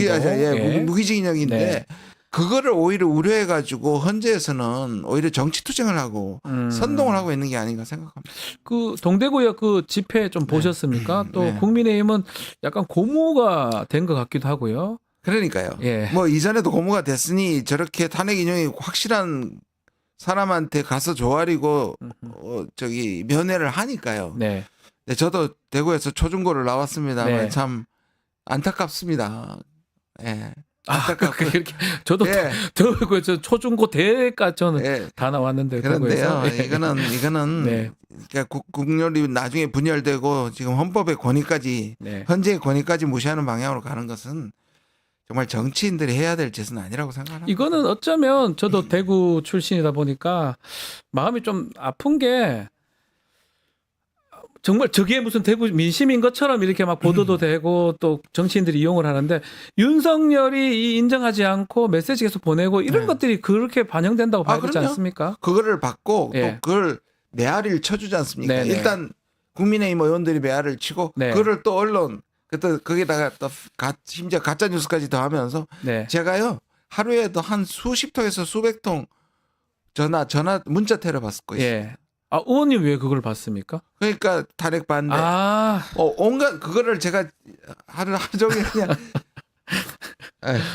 참 좀 마음이 좀 그런데 자 이제 변론기일은 2번 남았고 혹시 추가로 변론기일이 잡힐지 아니면 언제 선고가 되고 마무리가 될지 우리 당내에서 이제 우리 박은정 의원님 여기서 이제 주력으로 뛰시는데 네. 이제 저도 뭐 동의합니다만 이제 13일입니까? 13일 후에 뭐 한두 차례 그다음에 아니면 최종 진술 그다음에 한 10일이 필요하다고 얘기하더라고요. 많으면 14일 정도 변론 필요하면 결정문 적어야 되니까. 3월 초? 3월 그래서 초? 3월 예. 초는 되지 않을까. 길어도 3월 중순까지는 되면 음흠.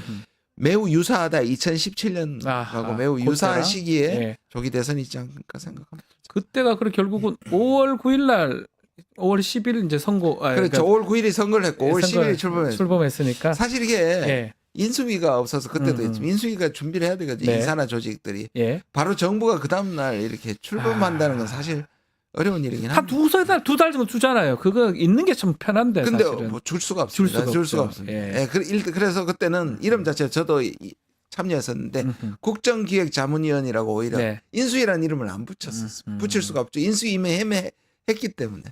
지금 보면 뭐 마지막 질문이긴 한데 아마 국민의힘도 사실은 조기 대선을 좀 받아들이는 분위기거든요. 일부 뭐 정치인들은 지금 벌써 활동도 하는 것 같고 그럼에도 저렇게 또 행동하는 아니 게 아까 말씀드렸어요. 딜레마네요. 이게 일관성이 있습니다. 왜냐하면 지난번에 자기도 같이 당연히 박근혜 정부를 비판하고 했더니만 다 죽었다는 거예요. 졌잖아요. 완전 졌잖아요. 이번에는 계속 가면서 이거를 사실 그래서 우리 당에서 계속 얘기하는 게 이 구도가 이재명 대 반명의 구도로 가면 음흠.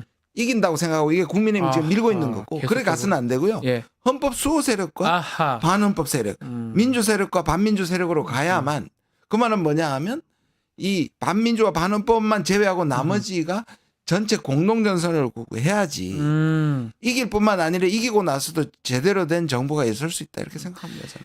탄핵이 만약 결정 나도 국민의힘은 계속 저렇게 갈 것 같습니까? 그렇죠. 아, 그럴 것이다. 그러려면 예. 이게 반으로 만약 갈라진다면 반반 거의 되면 내란 상황이잖아요. 내란이죠. 그러니까 내전. 네. 사실은 극우 세력만 제외하고 나머지 연합군이 필요한 이유가 거기에 돼 있습니다. 얘기 들어보면 이거 나중에도 또 문제가 될 가능성이 매우 그래서 높네요. 저는 오히려 예. 그거를 막기 위해서 오히려 시간을 더 주고 뭐 방어권 이거는 음흠. 그냥 은발의 오줌 누기입니다. 그렇다고 해서 바뀔 리가 없고요. 네. 오히려 빨리 마무리하고 정상화하는 것이 훨씬 더 바람직합니다. 외교도 그렇고요. 네, 외교도 그렇다. 자, 지금까지 김준영 조국 혁신당 의원과 말씀 나눴습니다. 오늘 말씀 감사합니다. 네, 감사합니다. 뉴스토마토 구독자 이벤트 하나 소개해드리겠습니다. 지금 실시간 채팅창에 참여하시면 매일매일 2,000 통통 쿠폰 지급해드리고 있습니다. 매일 2,000원 상당의 할인 쿠폰 지급해드리는데요. 채팅창 링크에 있는 통통모랩에 가입하신 뒤에 회원 고유번호 코드를 실시간 채팅창에 한 번만 붙여넣기 하면 이벤트 참여하실 수가 있습니다. 자세한 것은 실시간 채팅 상단 고정 링크 또 아래 더보기란 참고해 주시면 됩니다. 이어서 뉴스 인사 프라임 시작이 됩니다. 김진애 의원의 일침 준비되어 있으니까요. 조금만 기다리십시오.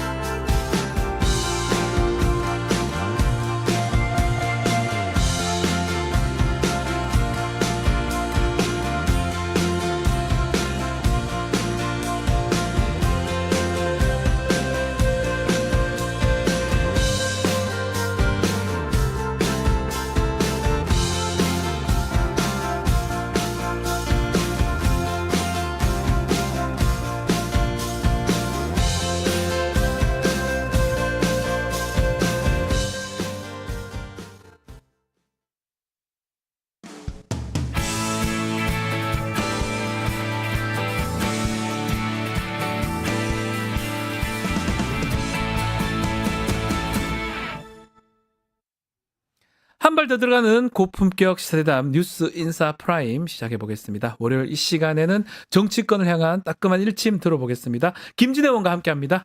안녕하십니까? 네, 안녕하십니까? 자, 여권 얘기부터 먼저 하면 여권에서 헌법재판소를 계속 흔들고 있습니다.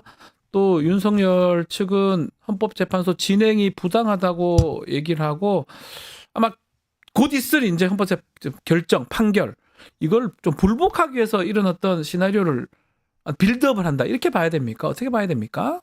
아, 근데 불복할 방법이 있어요?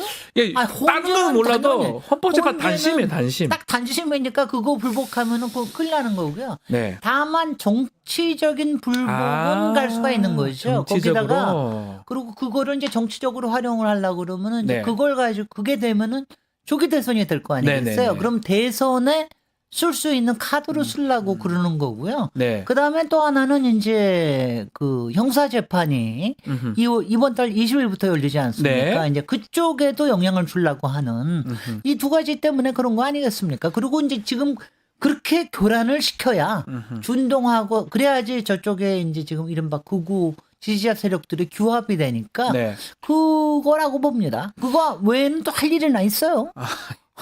뭐 김기현 전 대표가 이번에 또 얘기를 좀 했습니다. 헌법재판을 가장한 정치 쇼다 이렇게 표현을 했더라고요.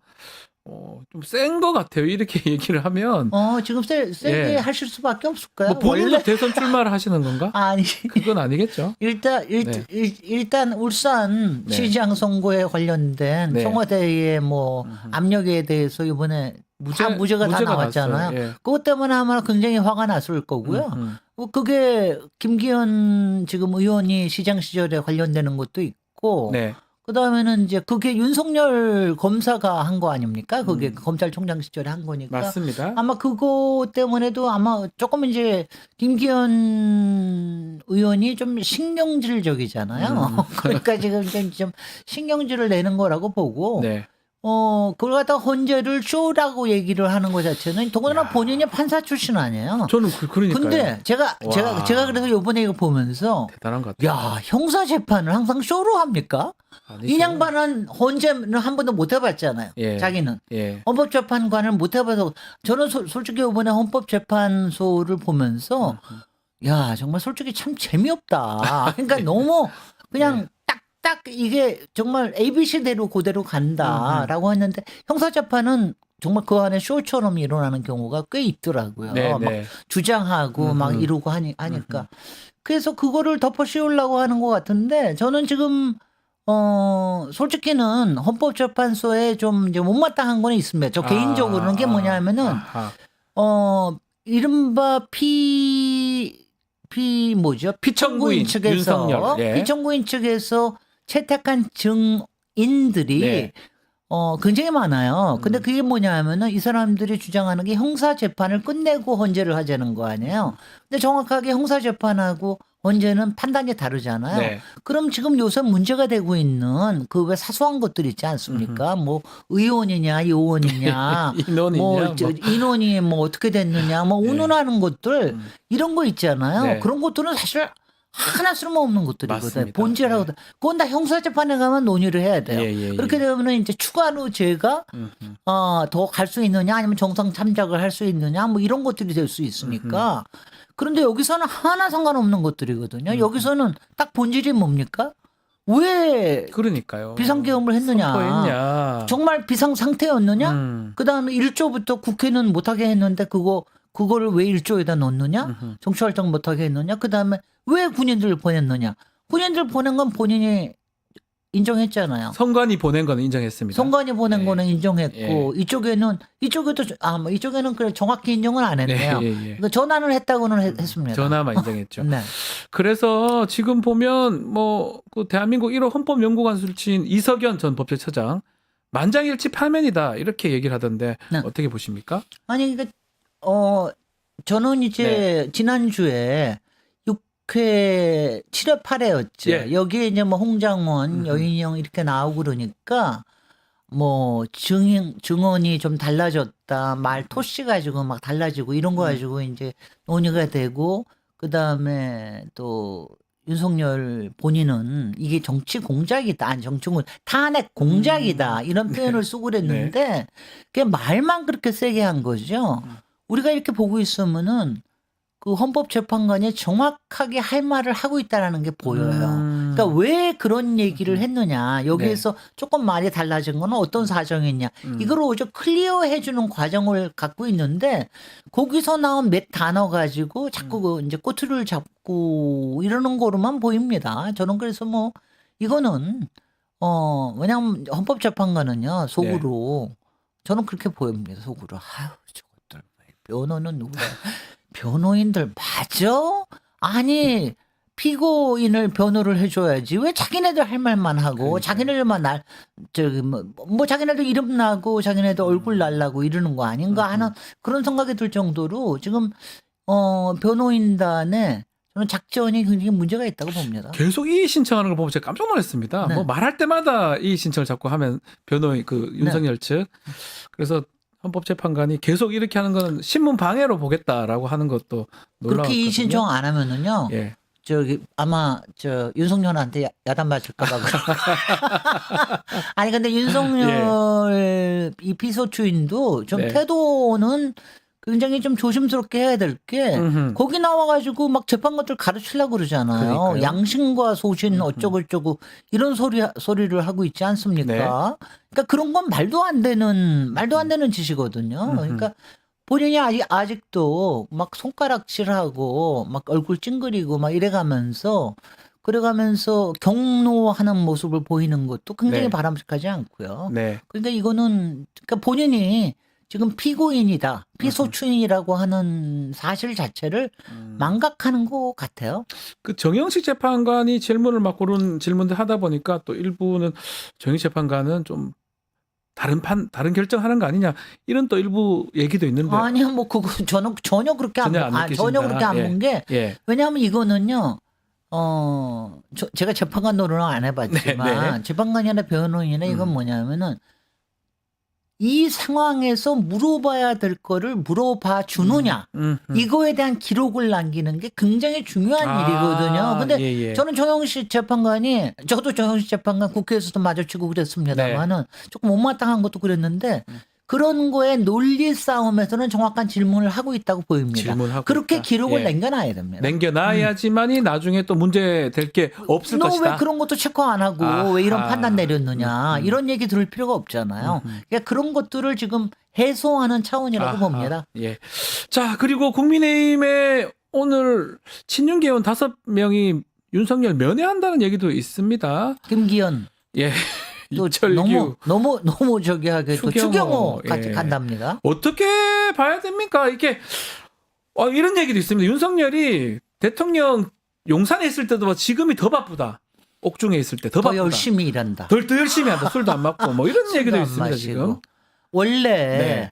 여태까지 윤석열 검찰총장 시절부터 본인이 코너에 몰려 있을 때는 굉장히 술도 안 먹고 열심히 일한 게 보였어요. 예. 그러니까 그런 거 보면은 뭐 똑같이 그렇게 하는데 오늘 이제 마침 저는 추경호 김기현 차례가 됐다고 봅니다. 차례가 된 겁니까? 아니 그냥 권성동이나 권영세가 예. 다시 갈 수도 다녀왔으니까. 없잖아요. 윤상현도 예. 또 갈 수는 없잖아요. 그러니까 메시지에 따라서 그러는데 저는 근데 이제 지금 제가 정말 윤석열 측에 얘기하고 싶은 거는 네. 뭐냐면은 지금 오늘도 가는 사람들이 친윤 위원들 아니에요. 그렇죠. 예. 지금 해야 될 거는 윤석열은 탈당해야 됩니다.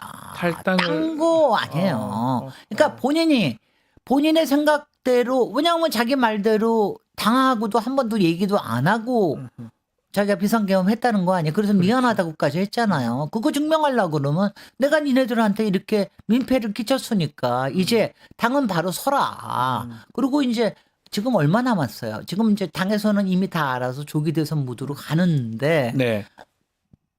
윤석열은 계속해서 지금 바짓권항에 물고서는 같이 물귀신 작전으로 들어가자는 거 아닙니까? 같이 죽든지 같이 살든지 이런 거로 가는데 그게 보기에도 흉하고 추할 뿐만이 아니라 국힘 자신한테도 안 좋고 그다음에 본인이 나중에 국힘에서 뭐라도 하는 게 아니라 약간의 선처를 받을 여지가 있다라고 그럴 네. 것 같으면은 국민들한테서 인정을 받아야죠. 국힘을 놔줘라 이제. 놔줘야 된다. 본인이 알아서 해야 된다. 윤석열이 직접 국민의힘을 놔줘야 된다 이렇게 보시는 아, 거군요. 그래? 아니요. 그렇지 않고 지금 국힘이요. 뭐 하실 알 수 있을 것 같으세요?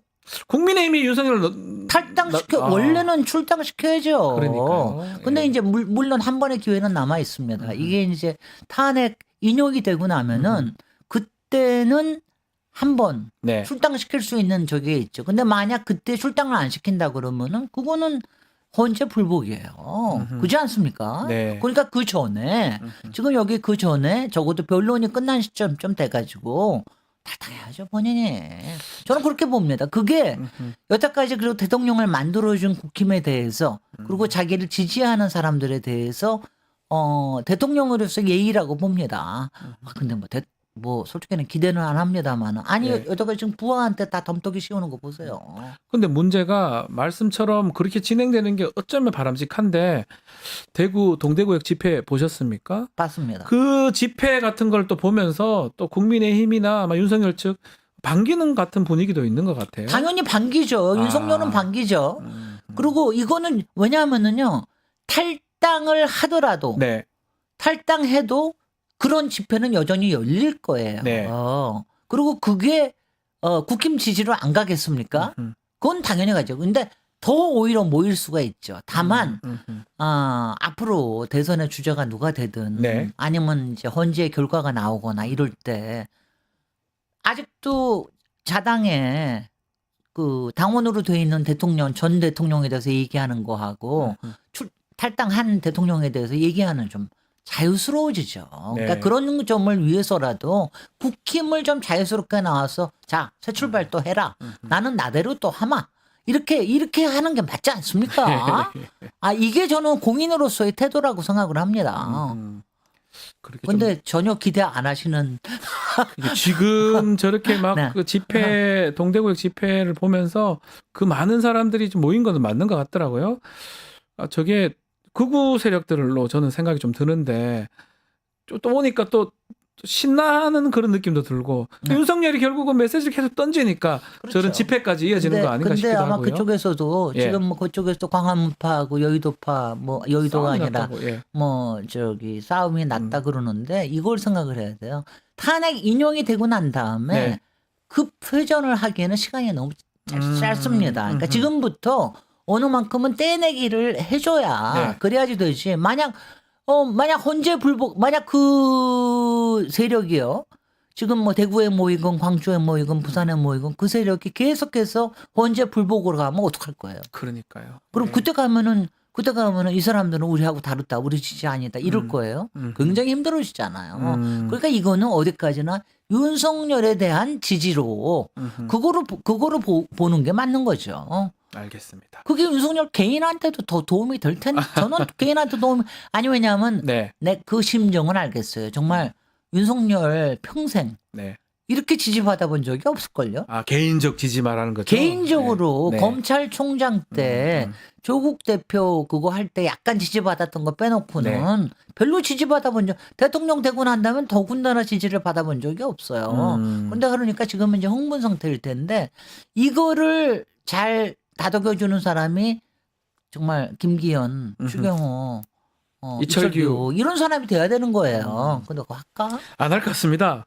자, 그런가 하면 지난 서부지법 난동 사태 관련해서 사전 모의가 있었다 이런 정황이 드러나서 경찰이 확인하고 있는데 이것도 또 다른 내란 이런 느낌도 들기도 하고요. 내란은 계속되고 있습니다. 지금 이건 뭐냐면 헌재에 대한 공격에 네. 관련된 뭐 지금 이제 어떤 갤러리 안에서 네. 아주 구체적으로 헌재 재판소의 평면도, 그다음에 주변 상황, 네. 어디에서 모일 수 있느냐, 그다음 공격 도구 이런 것들에 대해서 거기다가 이름까지 맞습니다.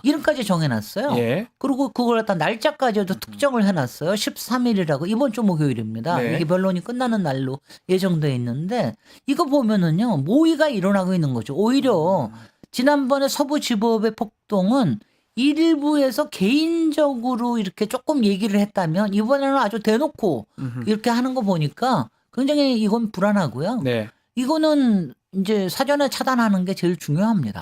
사전 차단하고. 이거는 잡아야죠. 범죄인데요. 예. 이거는 모의예요. 내란 모의입니다. 모의. 이거는 정확하게. 그리고 내란 모의라고 하는 거를 정확하게 알려줘야 돼요. 이 사람들이 몰라서 그러는데 네. 서부 지원의 pop동은 지금 104명이 네. 이제 돼 있는데 좀 굉장히 경찰이 잘하고 있거든요. 네. 근데 이제 이거에 대해서 사전 예방하는 것도 잘 해야죠. 잘 해야 될 것 같다. 만약 헌재 저게 되면은 뭐 세 번째 내란이에요. 네, 세 번째 내려야 됩니다. 예, 맞습니다. 세 번째 내란이 되면 예. 어떡하려고. 큰일 납니다. 큰일 납니다. 그 이전에 막아야 된다 이 네. 말씀을 주셨고요. 네. 화제를 좀 바꿔서요. 민주당 명태균 특검법 지금 추진한다고 하는데 이거 뭐 대선을 앞두고 좀 포석이라고 봐야 됩니까? 어떻게 보시는지요? 아니 이거예요. 제가 지난 주일에 네. 제가 느낀 게 뭐냐면 지난 주일에 워낙 그 헌재에서의 이 판결이 이제 앞이 보인다. 증언들이 너무 명확하다. 네. 한쪽에서 아무리 어필을 해도 보인다. 이쯤 되고 나니까 이제는 사람들의 관심이 근데 왜 그날 했지? 비상계엄을 왜 했지? 하필 왜 그날 했냐? 그러니까 거기서 나온 게 딴 거 없다. 김건희를 보호하려고 하고 거기서 가장 크게 나온 게 명태균 게이트다. 근데 명태균 게이트는 우리가 이미 다 알고 있듯이 작년 11월 말쯤에 황금폰 다 확보해서 네. 녹취가 다 거의 다 진행이 되고 있다라는 게 알려져 있는데 네. 이걸 안 풀잖아요. 지금 또 안 풀겠다라는 이런 말이 되고 나니까 이거를 풀 수 있는 방법은 특검밖에 없다. 예. 특검밖에 없지 않습니까? 예. 그러니까 지금 일부 명태균 개인이 여기저기에 팔을 뻗치면서 변호인들 불러 모아가지고 뭘 어떻게 해주면 자기가 공익제보도 할 수 있고 이러는데 그걸 믿을 수가 있어야죠. 예. 지금 아니 명태균의 또 머리가 비상하지 않습니까? 네. 이것저것 공작하기에 하는데 앞으로도 대선에 뭔가 자기가 영향을 주려고 그러는 수가 있는 거 아니에요. 그러니까 이거를 확실하게 한 거는 여태까지 증거로 나온 거를 검찰이 푸는 것밖에 없는데 지금 검찰이 안 하니까 그러니까 특검을 해야 되는 거죠. 혹시나 그 중에 이제 더 중요한 게 이제 12월 3일 날 비상계엄 내란이 이거랑 딱 떨어지는 무슨 증거가 있다 그러면 네. 이것도 심각할 것 같긴 한데요. 그렇습니다. 그걸 찾아내는 것도 그거 찾아내는 있겠네요. 것도 굉장히 중요하고요. 왜냐하면 아마, 이게 폭로가 네. 거기다가 이제 이렇잖아요. 지금 이제 목소리가 정확하게 김건희 목소리나 이런 네. 건 안 나왔잖아요. 아직까지 안 나왔죠. 근데 명태균이 명확하게 그렇게 얘기했단 말이죠. 내가 기소되면 네. 한 달 안에 딱 맞췄어요. 탄핵된다. 딱 한 달 안에 딱 탄핵됐어요. 한 달이야. 탄핵 소추됐어요. 네. 기가 막히지 않아요. 다 맞췄어요. 그러니까 그거는 명태균은 자기가 그렇게 큰 폭탄을 가지고 있다는 걸 아는 알고 거죠. 있다. 그러니까 예. 그게 어딘가에는 있을 거다라고 아하. 하는데 명태균으로서는 지금으로서 만약 지금 안 쓰면 대선 전에 안 쓰면 이거는 그대로 건너가 버리잖아요. 그러니까 이제 이거 뭐 그런 여러 가지 정황상 지금 특검이 가장 좋은 방법 아니냐. 근데 또 저는 그렇게 이 특검 생각합니다. 통과되는 것도 또 다른 문제 아니겠습니까? 최상목 대행이 또 막을 수 있는 거. 최상목이요. 경찰 서울경찰청장도 네. 전혀 필요 없는 사람 지금 임명 막 옥중 인사를 해버렸잖아요. 아주 수상하게 짝이 없어서 네. 이것도 거부권 행사할 가능성도 있는데 최상목에 대해서 뭐 결국 자꾸 마일리지만 쌓이는 거죠. 예. 자, 결국 이렇게 뭐 판결 불복한 움직임도 있지만 그럼에도 불구하고 조기 대선 한다고 생각하고 여권의 잠룡들도 움직이면 특히 한동훈 전 대표도 조만간 복귀할 수 있다 이런 얘기가 나오더라고요. 네. 복귀할까요? 복귀는 당연히 하죠. 아. 당연히 하는 게 이번에 정치 활동을 하지 않으면 네. 앞으로의 기회가 전혀 있지 않을 거기 때문에 대선 후보가 되든 안 나오든 복귀는 당연히 할 거고요. 할 것이다. 지금 뭐 한켠에서는 오세훈하고의 딜 설도 나오고 뭐 여러 가지가 나오니까 지금 또 오세훈하고 말하자면 탄핵을 찬성하는 쪽에서 뭔가를 꾸미겠다라고 네. 하는 것도 나오니까 당연히 할 겁니다. 저는 그렇게 봅니다. 자, 나와서 뭐 하여튼 한동훈의 좀 그 입장이 애매한 것 같아요. 탄핵을 이렇게 분명히 그 계엄을 그래도 막겠다고 하다가 아니 네. 지금요 제가 그 얘기하면은 우리 편의 사람들이 굉장히 싫어하는데 네. 한동훈이 그 역할을 제대로 해준 거 아니야? 그때 탄핵을 해줄게 한 거 아니야? 그렇죠. 계엄도 막았고 아니 계엄도 막았을 예. 뿐만이 아니라 탄핵도 예. 계엄의 카탈리스트를 만들기도 한 겁니다. 네. 그 계엄을 그때 하게 된 이유가 뭐냐면은 그 다음에 김건희 특검법이 될 통과되기로 것 돼 있었었어요. 같으니까. 근데 예. 그것도 한동훈의 역할 아니었습니까? 네. 그러니까 이제 마지막 한동훈을 도저히 그러니까 체포리스트에도 들어가 있고 그랬던 건데 그러니까 한동훈은 그것까지는 어쩔 수 없다라고 이제 명확하게 해서 자기는 탄핵 찬성하는 쪽이고 탄핵이 돼야 된다. 이건 법적으로 분명히 위헌이니까 네. 그거에 대해서 입장을 바꿀 수는 없을 거고요. 다만 이제 아주 극우 지지자들하고의 이 갈등 이런 네. 부분들이 있기 때문에 거기서 어떻게 이걸 소화할지는 이제 두고 봐야죠. 본인이 그 부분을 뭐 아마 헤쳐나가야 되겠죠. 아마도. 헤쳐나가야지. 그럼 뭐 예. 어떡할 거예요. 왜냐하면 이거는 정치인이니까. 예. 정치인은 그거 헤쳐나가. 그 다음에는 이제 가장 저기 한 거는 네. 이건 한동훈하고 이준석에 관련된 문제인데 솔직히 윤석열을 대통령으로 만들고 네. 또 윤석열이 검찰총장의 이런 시절에 어떤 일을 해왔는지 정적을 저거 하기 위해서 그다음에 실제로 본인이 법무장관 하면서 또 어떤 일이 저거 됐는지 이런 거에 대한 실토는 한 번도 안 했거든요. 네. 그러니까 이런 것도 국민한테 설명을 해야 돼요. 그러니까 적어도 뭔가는 걸어놔야지 그런 거 하나도 없이 나 다시 나옵니다. 이거 가지고 되겠습니까? 그러니까 이준석도 그렇고 한동훈도 그렇고 이거에 대해서 얘기를 해야 된다 이 말이죠. 하죠. 왜냐하면 자기가 왜 양도구역했느냐. 그리고 그 다음 이후에는 그럼에도 불구하고 김건희 여사하고는 왜 그대로 가깝게 지냈느냐. 명태균을 통해서 왜 그런 연결을 계속해서 한 거냐. 이런 거에 대한 그거 다 윤석열하고의 관계 아니면 뭡니까? 네. 그러니까 그런 얘기는 적어도 밝혀야죠. 밝혀야지만 국민들한테 또 선택받는 시점에 올 것이다. 왜냐하면은 네. 이제 정치인이 된다라고 하는 거는 어느 만큼은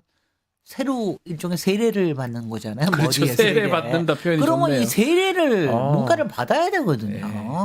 근데 그런 거 하나도 없이 뭐 하겠다. 그거는 좀 비겁한 일이죠. 자, 이재명 대표 얘기도 좀 하면 오늘 국회 연설을 합니다. 네, 기대하고 있습니다. 아마 조기 대선 청사진을 보여줄 것이라는 전망도 있는데 약간의 또 기사 평가는 우크릭행보다 이렇게 얘기를 하고 있는데 어떻게 보고 계시는지요? 아니 저는 뭐 계속 얘기하는 게 네. 우클릭이 아니라 지금으로서는 중도 클릭이라고 보는데 지금 왜 그러냐 하면은요 항상 지금 제일 큰 여러 가지 문제가 있지만 경제 문제가 가장 큽니다. 그렇죠. 트럼프 쇼크도 그렇고 네. 경제 문제는 항상 이게 중도 이슈예요. 이건 보수 이슈도 아니고 진보 이슈도 아니고 중도 이슈거든요. 그러니까 네. 여기에서 어떤 합리적인 걸 모색하느냐 하는 거는 굉장히 중요한 건데 그럴 때 지금 시점에서는 성장 또 다른 성장에와 그다음에 외부에서 오는 경제적인 위협에 대해서 어떻게 유연하게 대응하느냐. 네. 이러려고 그러면 중도 클릭을 안 할래 안 할 수가 없는 거죠. 물론 중도 클릭을 해야 또 중도 지지자들이 또 대선에서도 유리할 테고요. 그러니까 네. 뭐 여러 가지가 섞여가지고 근데 가장 큰 거는 바로 실용적인 노선에서 지금 중도 클릭을 할 수밖에 없다. 그 얘기를 할 거라고 생각을 하고요. 저는 뭐 저기는 아닐 거라고 생각하고 입으로 구체적으로 네. 뭐 대선에 대해서 얘기하거나 이런 건 없을 거예요. 그런 지금 얘기는 하지 않을 것이다. 내란 종식에 관련된 거. 그다음에 얼마나 우리의 헌법 호언하는 게 중요하냐. 그다음에 법치를 망치고 헌법을 부정하는 세력하고 우리가 어떻게 같이 갈 수 있느냐. 아마 이런 부분을 강조하지 않을까? 저는 그 생각이 듭니다. 자, 그렇지만 이 조기 대선 앞두고 민주당 내에서는 또 이른바 친명 비명 간의 갈등 모습이 조금 있는 것 같습니다. 이건 어떻게 봐야 됩니까? 조금이 아니라 뭐 많이 만들려고. 누가 만들려고 그런다. 지금 이제 우리 설날 전부터 일어났던 몇 가지는 일종의 노이즈 마케팅이었어요. 근데 이제 지금은 노이즈 마케팅이 잘 안 맥혔어요. 왜냐하면 사람들이 다 아는 거야. 지금 중요한 거는 내란 종식이고 탄핵이다. 그러니까는 이게 안 되니까 그리고 별로 대응을 안 해주니까 이제는 뭐 조금 어그로를 끌려고 하는 발언까지도 나오는데 저는 조금 찻잔 속의 태풍이 아닐까 하는 생각이 들고요. 각 개인들은 제가 여기서 구체적으로 논하지는 않겠습니다만 본인들의 작전을 잘 생각을 해야 될 거예요. 그게 뭐냐면은 본인 개인의 정치적인 커리어와 그다음에 민주당의 말하자면 이익과 그다음에 대한민국의 이익을 위해서 그게 잘 사이클이 맞는 것이냐. 그거를 잘 생각해야 되는데 여태까지 한 거는 별로 그렇게 도움은 안 됐어요. 그러니까 본인들도 점수를 깎였습니다. 오히려. 깎였는데 이제 그걸 갖다가 어떻게 하면 플러스. 우리는 항상 플러스 효과를 만들어야 되니까 그거에 대해서는 좀 작전을 잘 짜시는 게 좋지 않을까 하는 생각을 합니다. 아마 조기 대선 국면이 확실하다 보니까 마음이 다들 또 급한 것도 있는 것 급한 같아요. 거 있죠. 거기다가 많잖아요. 도토리들이 너무 많아. 나라도 좀 빨리 좀 이렇게 그리고 보여줘야 이게 뭐냐면 된다. 빨리 보여줘야 되고 지지율에서 그게 아무리 보수 여론이든 간에 어떤 데서 빨리 여론조사에서 한 3%에서 5%를 치고 나가야 되는데 그게 안 나오잖아요. 지금 1%에만 머물고 있기도 하고 아예 안 나오는 사람도 있고 많고요. 그러니까는 초조하죠. 초조해서 그래서 노이즈 마케팅하고 어그로 끌고 그러는 겁니다. 근데 그럼에도 국민들이 다 알잖아요. 그렇게 해서 될 거 아닌 걸 또 알잖아요. 또 중요한 게 선우라는 게 있는데 그것을 생각하고 하셔야 된다. 이 말씀이네요. 그게요. 그 사람들도 모르지 않으면서도 딴 거 할 게 없어요. 할 게 없어서? 그러니까 할 능력이 안 돼요. 딴 거를 할 수 있는 능력이 있었으면 여태까지 그러고 있지 않았을 거예요. 여태까지. 왜냐하면 지금 뭐 김동연 도지사처럼 묶여 있는 사람도 있지만 딴 사람들은 지금 바깥에 있는 사람이니까 탄핵 이후로 할 수 있는 게 많았잖아요. 예. 근데 그런 것들을 안 했잖아요. 이제껏 하지 않았었잖아요. 안 했다가 예. 지금 나와서 하려고 그러니까 노이즈 마케팅밖에 없는 거죠. 그러니까 그런 점에서 참 안타깝죠. 자, 마지막으로 우리 개혁신당 얘기 좀 하면서 마무리를 좀 해야 될 것 같은데, 네. 이준석 의원은 뭐 대선 출마를 공식화했는데 지금 당 상황이 만만치가 않습니다. 지금 내홍에 뭐 지금 허은하 전 대표직 상실도 돼 있고 여기에서 옥새를 들고 날랐다 이런 얘기도 있고 어떻게 보고 계십니까? 개혁신당 상황? 아니 근데 이준석 의원은 본인이 당한 걸 똑같이 조그만 당에 와가지고 이렇게 그러니까 몇 가지 지금 저기예요. 네. 자기가 당한 걸 똑같이 와서 이렇게 하는 게 말이 되느냐. 그다음 이 조그만 정당에서 뭐 하냐. 힘을 다 합쳐도 뭐가 될까 말까 하는데. 네. 그다음에 지금 이 와중에 대선을 뛰겠다고 하는 거 다 그냥 논점 흐리기 아니냐. 그다음에는 이제 굉장히 저기 하는 게 저도 좀 깜짝 놀랐는데 개혁신당의 허은하 대표 체제 안에서의 그 운영에서 네.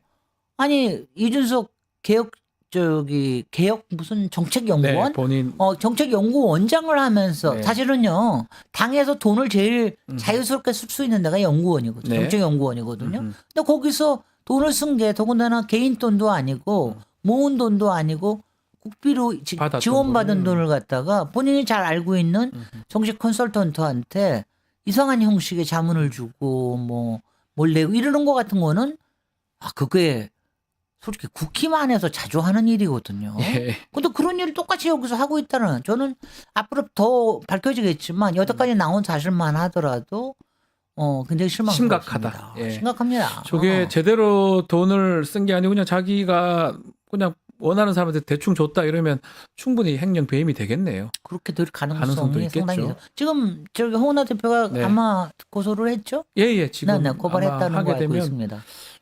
허은하 대표 다 갖고 있으니까 네. 뭐 조사는 뭐 어쩌면 쉬울 그러니까 것 같아요. 이것도 그런 예. 게 자기네들 안에 같이 꽁꽁 묶여 있을 때는 네. 다 덮어놨었던 거 아니에요. 덮어놨다가 이제 이렇게 되니까 이제 다 폭로를 하고 그러는 거 아닙니까? 네. 더러워요. 정말 더러워. 알겠습니다. 폭로전이 언제까지 어떻게 될지 한번 지켜보기로 하겠습니다. 오늘 말씀은 여기까지 듣겠습니다. 김진애 의원과 함께했습니다. 감사합니다. 감사합니다. 자, 고품격 뉴스대담 뉴스인사 프라임 오늘 순서는 여기에서 마치겠습니다. 저는 내일 아침에 다시 찾아오겠습니다. 감사합니다.